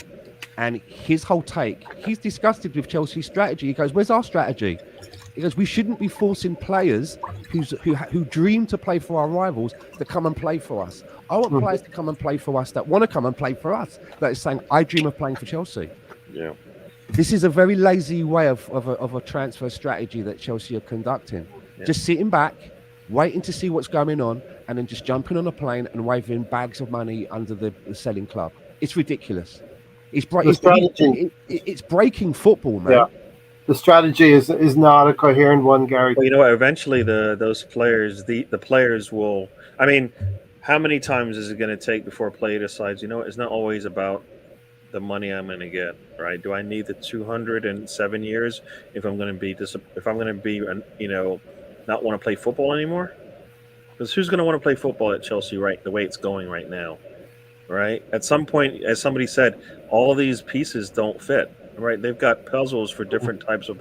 There's like puzzle pieces for different puzzles, right? All trying to combine them, and they don't fit, Mhm. right? Yeah. Like, is there some strategic maneuver that they're doing by bringing these There's players no, in where there's no, they're gonna play together? Like yeah, João Felix and Modric, are they players that are comparable? You know, there's no coherent pattern to Yeah. this. We talked about João Felix. First, it was United and Arsenal. Chelsea said, "I'll have some of that." Well, it started And with then- Rafinha, didn't it? Rafinha. They started to get involved in that one, if you remember. and he said no, right? So Modric could have done the same thing. I Yeah, feel he that didn't want. poorly And advised. that could be the agent kind of forcing his hand a little bit. Yep.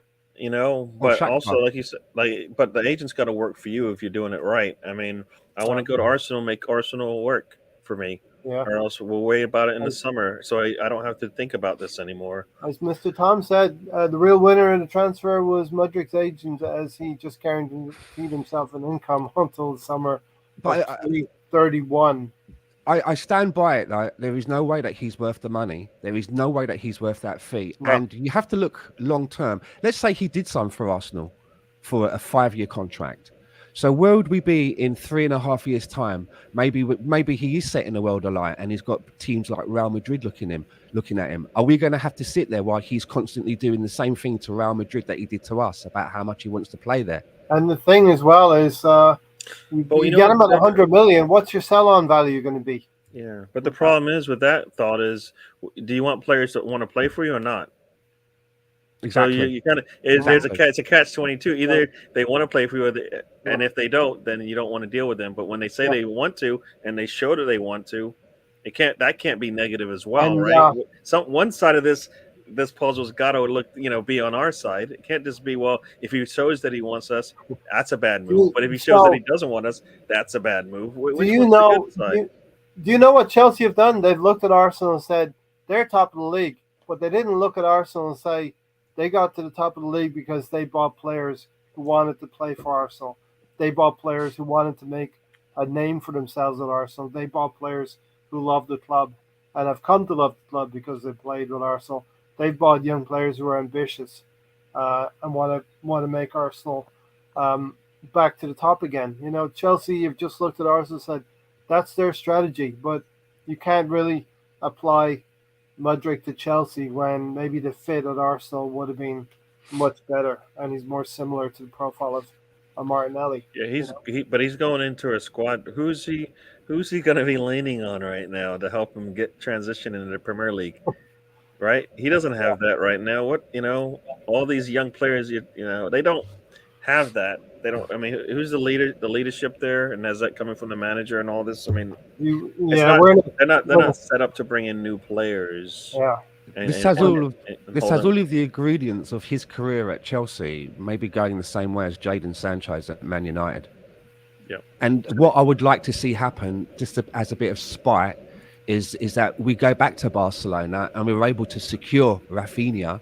We end up getting the player that we had our sights on in the summer, who Chelsea tried to get hold of. He comes to us and sets the world alight, and meanwhile, Mudryk flops harder than hard. That would be a nice, and I say that because I'm spiteful like that. Yeah. But as a fan, that's what you want. You don't want to come to us. I don't care then, right? Hey there, Dave. You Thank right? you. That's We what hope we win it too. you don't wish ill on players, but you like, well, if you don't want to come to us, guess what? You're going to be crying on the other end because we're going to get 3 points and you're not. Yeah. Something else I'd like to say about this situation as well is that from the fallout now with this Mudryk thing, and I understand that Arsenal fans are angry, but I think, and maybe you guys can tell me in the chat whether I'm right or wrong. And I said this to Des. Remember on Thursday show when Des was going on about I think it was Felix, and I said, and when I said it, Des agreed with me. We just don't. We're not pissed off that Modric didn't come to us per se, because I think a lot of us were nervous about where the fee was going. I never saw one person going, just throw the money out and get the deal done. People were getting nervous, but I think the anger is we just don't like to be snubbed. It's that feeling of a player has snubbed us, and we get the feeling that this player feels that this other club is Well, better than what we You know, have to one offer them. thing, yeah, I was It's just that gonna say that. feeling of being snubbed. But I wanted to, I didn't even get to say what I wanted to say, right? And that was the thing that's the fallout from this is Edu and the heat that Edu is getting now, and people saying get the Cronkies out. They're not backing the manager. What do you mean they're not backing the manager? They've given Mikel Arteta over £400 million already, and there's more to come. And I don't see how this is being blamed on Edu. I think Edu has got to a stage where, they probably had a ceiling. I think they probably even went over that ceiling just a little bit. And at some stage, you have to know when to walk away. And from the very beginning, Arsenal have said, may have been Mikel Arteta himself, once we knew that Chelsea were rearing their heads, he did say, we will not get drawn into a bidding war with Chelsea. We're just not going to do it. And We're not we the stuck same to our team. guns on that. Yeah. Now, just to round off, sorry, Gary, I did sit quietly, didn't I? When you were speaking, I just sat there, said nothing, right? So other clubs now, when we're going to look for backups, they can hear the money in our pockets jingling and jangling. So we're going to have to be careful, because even though we've showed that we're no mugs and we won't get our pants pulled down, we're in the last 2 weeks. We've only got 2 weeks to get something done, and we've got bags of money apparently to spend. What I would do, we've got 2 players we could bring in for that money. That money that we were going to spend on one, we should be able to bring in 2. Yeah. Okay, Gary.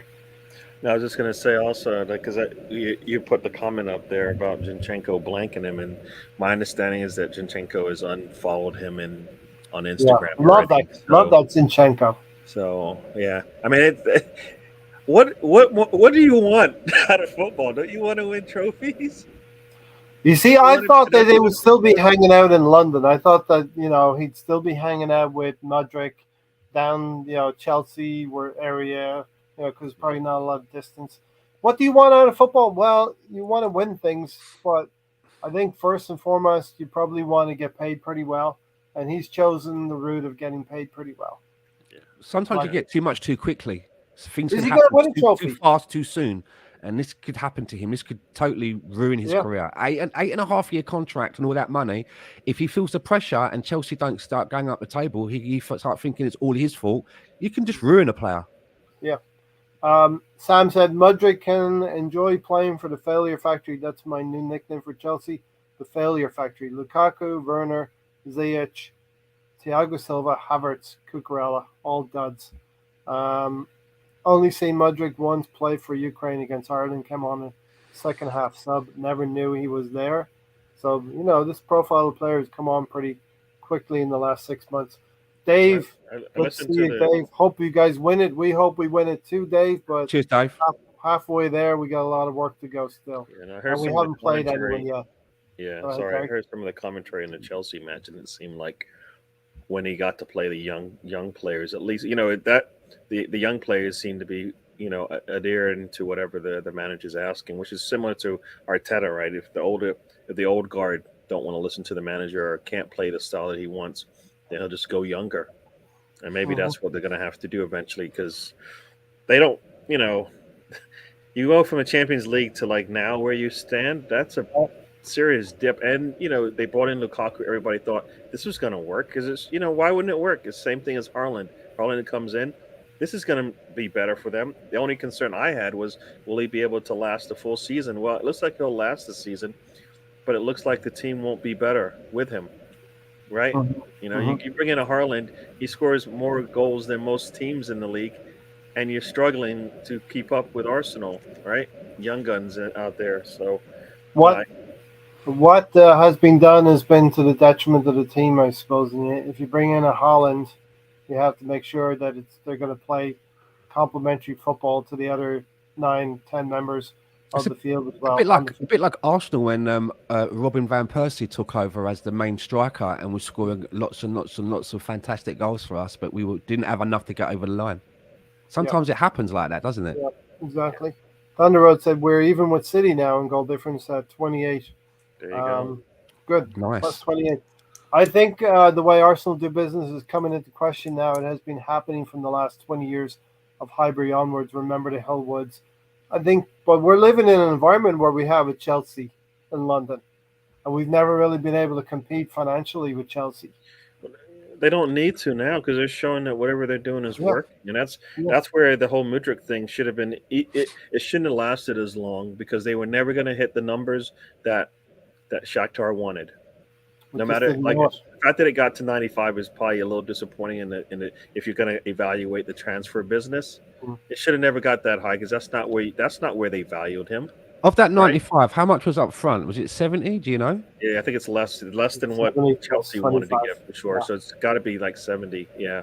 The one thing, 17 guaranteed with like another A lot of 20, money, isn't what, it? 25 of add-ons. I mean, that's not where they valued him, and they've been really disciplined elsewhere. And you're like wondering why this time. Like my thing was if this is the player they wanted, they need to go get him. All mhm, right, they knew what the number was going in.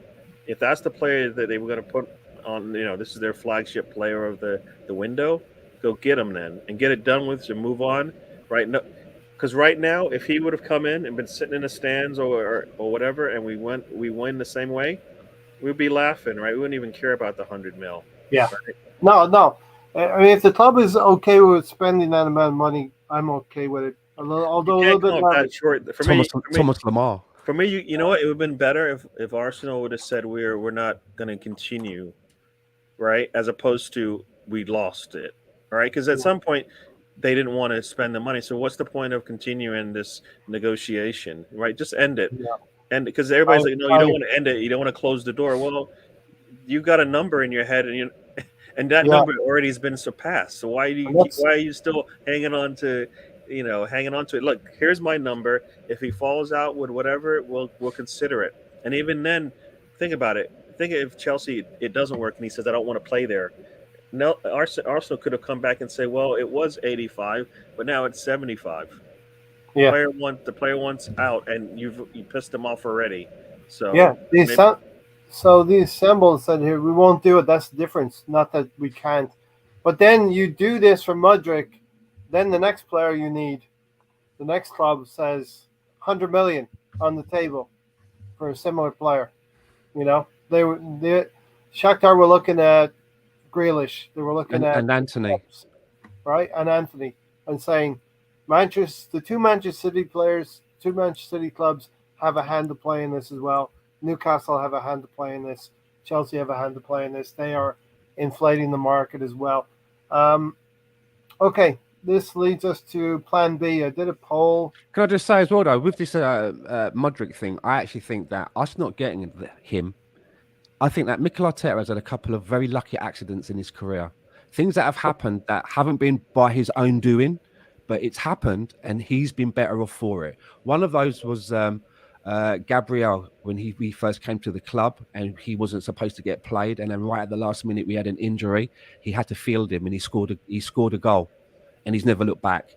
The other one was at the beginning of this season with Tomiyasu being injured and him putting Ben Wright at the right back and having to start Saliba straight away. Because I believe that had Tomiyasu been fit to go, Saliba would have been on the bench, and it may have taken us a while to get to That is your belief. my belief. That Yeah, is your belief. yeah, yeah. but you know what? That's the same And thing I think that the same happened. thing has happened with Mudryk. That's what I'm saying. This is his third lucky accident now. Is that Chelsea coming in and gazumping us may have saved him from maybe one of the biggest mistakes that he could ever have made. Because if he had turned out to be a dud, there is no coming back from that. We can't afford to just put him away in the airing cupboard and go and buy another guy for 80 million like our rivals can. This could have broke him. So I think it's a lucky accident, and the one that maybe in a few months' time we'll be looking at Chelsea. They'll be no better off. Mudryk will be struggling, throwing his hands up in the air because he's not getting what he wants, and we'll be thinking, "Wow, bullet dodged." Gary, what you have? I was just going to say, you got to go even further back. Gabriel would probably not have been our starting center back right now. Luis got injured at the beginning of the season. Gabriel comes in, scores a header, and hasn't looked back since. Listen, I thought you said Saliba. You said Saliba. I said Gabriel first of all. I said, remember, I said Gabriel. He came in. He wasn't. I didn't hear that.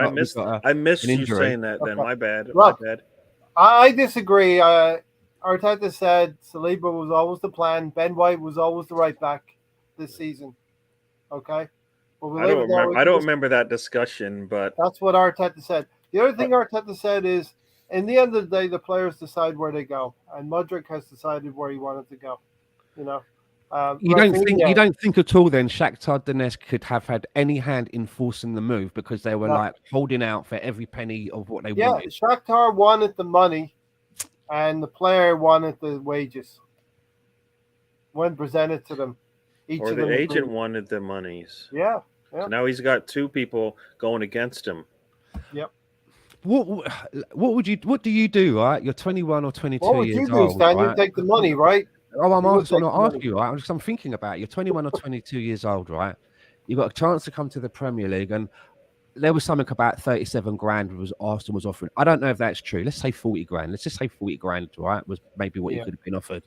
And then Chelsea come in and they is it a reported 200 grand. I don't know again if that's true, but if that is, if we take that at face value, it's a big difference, isn't it? It's a really big difference, and I think it would take a strong person to say, no, do you know what I mean? I'm going to start off here and I'm going to work my way up the pay ladder. Well, I mean, we're all human. We would probably agree to tripling our wages tomorrow. If somebody said, I'm going to triple your wages, or I'm going to give you a 3% increase. You know? Okay, this leads us to plan B. I put a poll out as well. Do we believe there's a plan B for Arsenal? Does Edu have more names? 64% believe that we do have another name on the list. 36%. They released that Rafinha stuff really quickly. 36%. Quickly. Yeah, that might be even fan driven. But would we be comfortable going back for Rafinha now, Gary? I don't know how he's playing at Barcelona. I know great. how he was playing at Leeds. 2 goals, 2 assists. So for me, not starting games. So he's going to come here and if he left Leeds, he was going to come here and start for us. Yeah. Right. That's why a lot of people believed he was going to come here. He's going to be able to compete and probably be able to take one of the starting spots up top. Now that he's gone and it's failed, right? At least for me, it's failed for him because how much is good? You know what? If it's not a discount, then we're not doing it, right? It's for me, it's an easy one. If whatever it was, say it was 60 the last time. Yeah, we're not paying more than 35, 40 for me to make it make sense to me because we got burned once on this. We're not getting burned again. Sense. You guys will take the hit this time. We're not taking a hit, right? Yeah. And to make it easy, and you're done, right? 35, 40, take it or leave it. We move on. We got other options on our plate, right? Yeah. So I don't, and we should already have other options and plans for the transfer. No. Harvey Jones from Leicester City, or Harvey James, whatever you call him. Harvey Barnes. Harvey Barnes. Right? Yeah, okay. I knew it was a Harvey. Yeah. Harvey Barnes, he's not bad. Reasonable price. Trossard, is he the problem child? What's the story at Brighton? We don't know, right? He's had they're not playing him, and he's fallen out with the manager, and the manager said that he's not showing him. It's kind of the manager's basically saying he's not working hard enough at the moment. Yeah, but Trossard's agents come out and has really put the laying into the manager, hasn't he? So the manager's been really disrespectful to his client. Wilfred Zaha, Well, there's a fire sale at Barcelona, right? There's a fire sale going on there right now. You know, you can get 2 for 1 if you get down there quick enough. Yeah. So, I mean, with the amount of money that we had available on Mudrick, couldn't you go in there and get maybe a Ferran Torres or a Rafinha and a Frankie De Jong or something like that? You know, a Memphis Gotta Depay be. and a Rafinha or a Gotta be a. Ferran. I mean, I would take Rafinha or Ferran Torres because they have both shown that they can do stuff in the Premier League. They have not struggled in that league. Again, Mudrick was a big question. We don't know how he's going to fare here, but we've Yeah. seen both of those players close up, and I would rather go for one of those players because it's less of a risk, and where we are right now, fighting for the top of the league, Yeah. the less risks we have, the better it is for us. Yeah. The Samuel here said, "Now Arsenal need to create standards. We came for you once. You turned down your opportunity. That's it." That's valid as well. And I think Arteta's said that if you don't want to come to Arsenal, we don't want you. But yeah, we'll see what happens. There'll be time to talk about that on Thursday. I think today was another mentality challenge that we passed in spades. We passed in flying colors. 2-0 away to that team, the toilet bowl. I'd like to give the goal to Saka, but it's kind of go down as an OG, and Erdegaard driving us forward, winning the game for us, and Ramsdale between the sticks doing his thing. Saka won the game for us. Yeah. Oh, you said that? I think you said Erdegaard. Well, Saka. So I said I'd like to give the goal to Saka, and Erdegaard winning the game for us. Erdegaard won. Saka won it for us. He hit off the chest. Do you feel more comfortable at 2-0 during the game, or would you feel comfortable at 1-0? But that's not how you win games. Is by 2 goals. Erdegaard, You win games by Erdegaard. 1 goal. He put the steel on it. Anyway, Gary, what are your thoughts on today's events? Weekend's events. We had the distraction with Mudrick, but notwithstanding a great result at Old Trafford to knock City out of contention for a little bit. We will face United next weekend. That presents its own problems. But for now, we can feel happy, right? As the Gunner. No, there was a lot of pressure situations going into this match. Some the players don't care about, and some the players would be aware of, right? I mean, you go in there knowing that you're still after these teams behind you have played, you're still 5 points clear, and you can extend it. Like the last time I think we had this, we didn't extend it. Like we against Newcastle, we could have extended the lead there, and we didn't. All right. Yeah. This time we had another opportunity to do it. We played much better. I mean, it's not. I don't think Newcastle.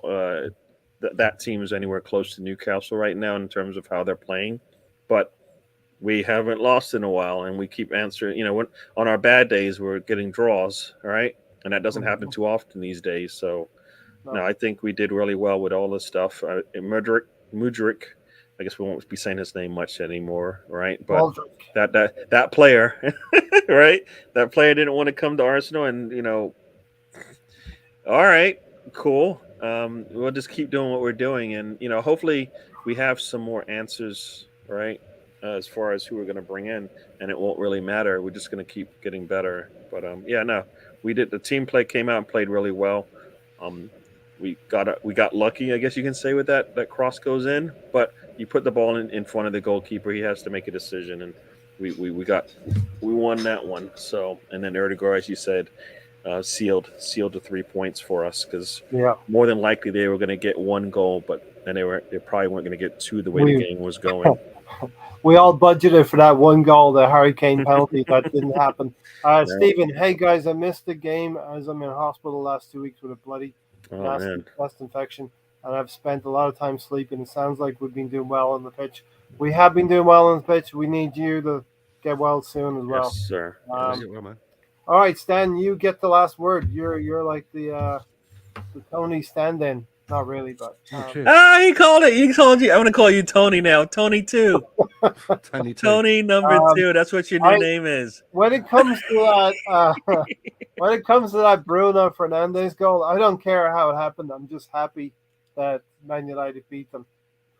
When's the last time that we never scored a goal in a game? We score goals now in games. It's very rare. Well, I can't remember the last time that we came out of a goal and we didn't score a goal, which tells me that we Mm. should at least be able to at least come away from Old Trafford with a draw. Yeah. Because I'm Newcastle was the confident last that game. we will go there and we will put the ball in the back of the net at some point. I just hope it's one of those days where we can do it a few times. But Yeah.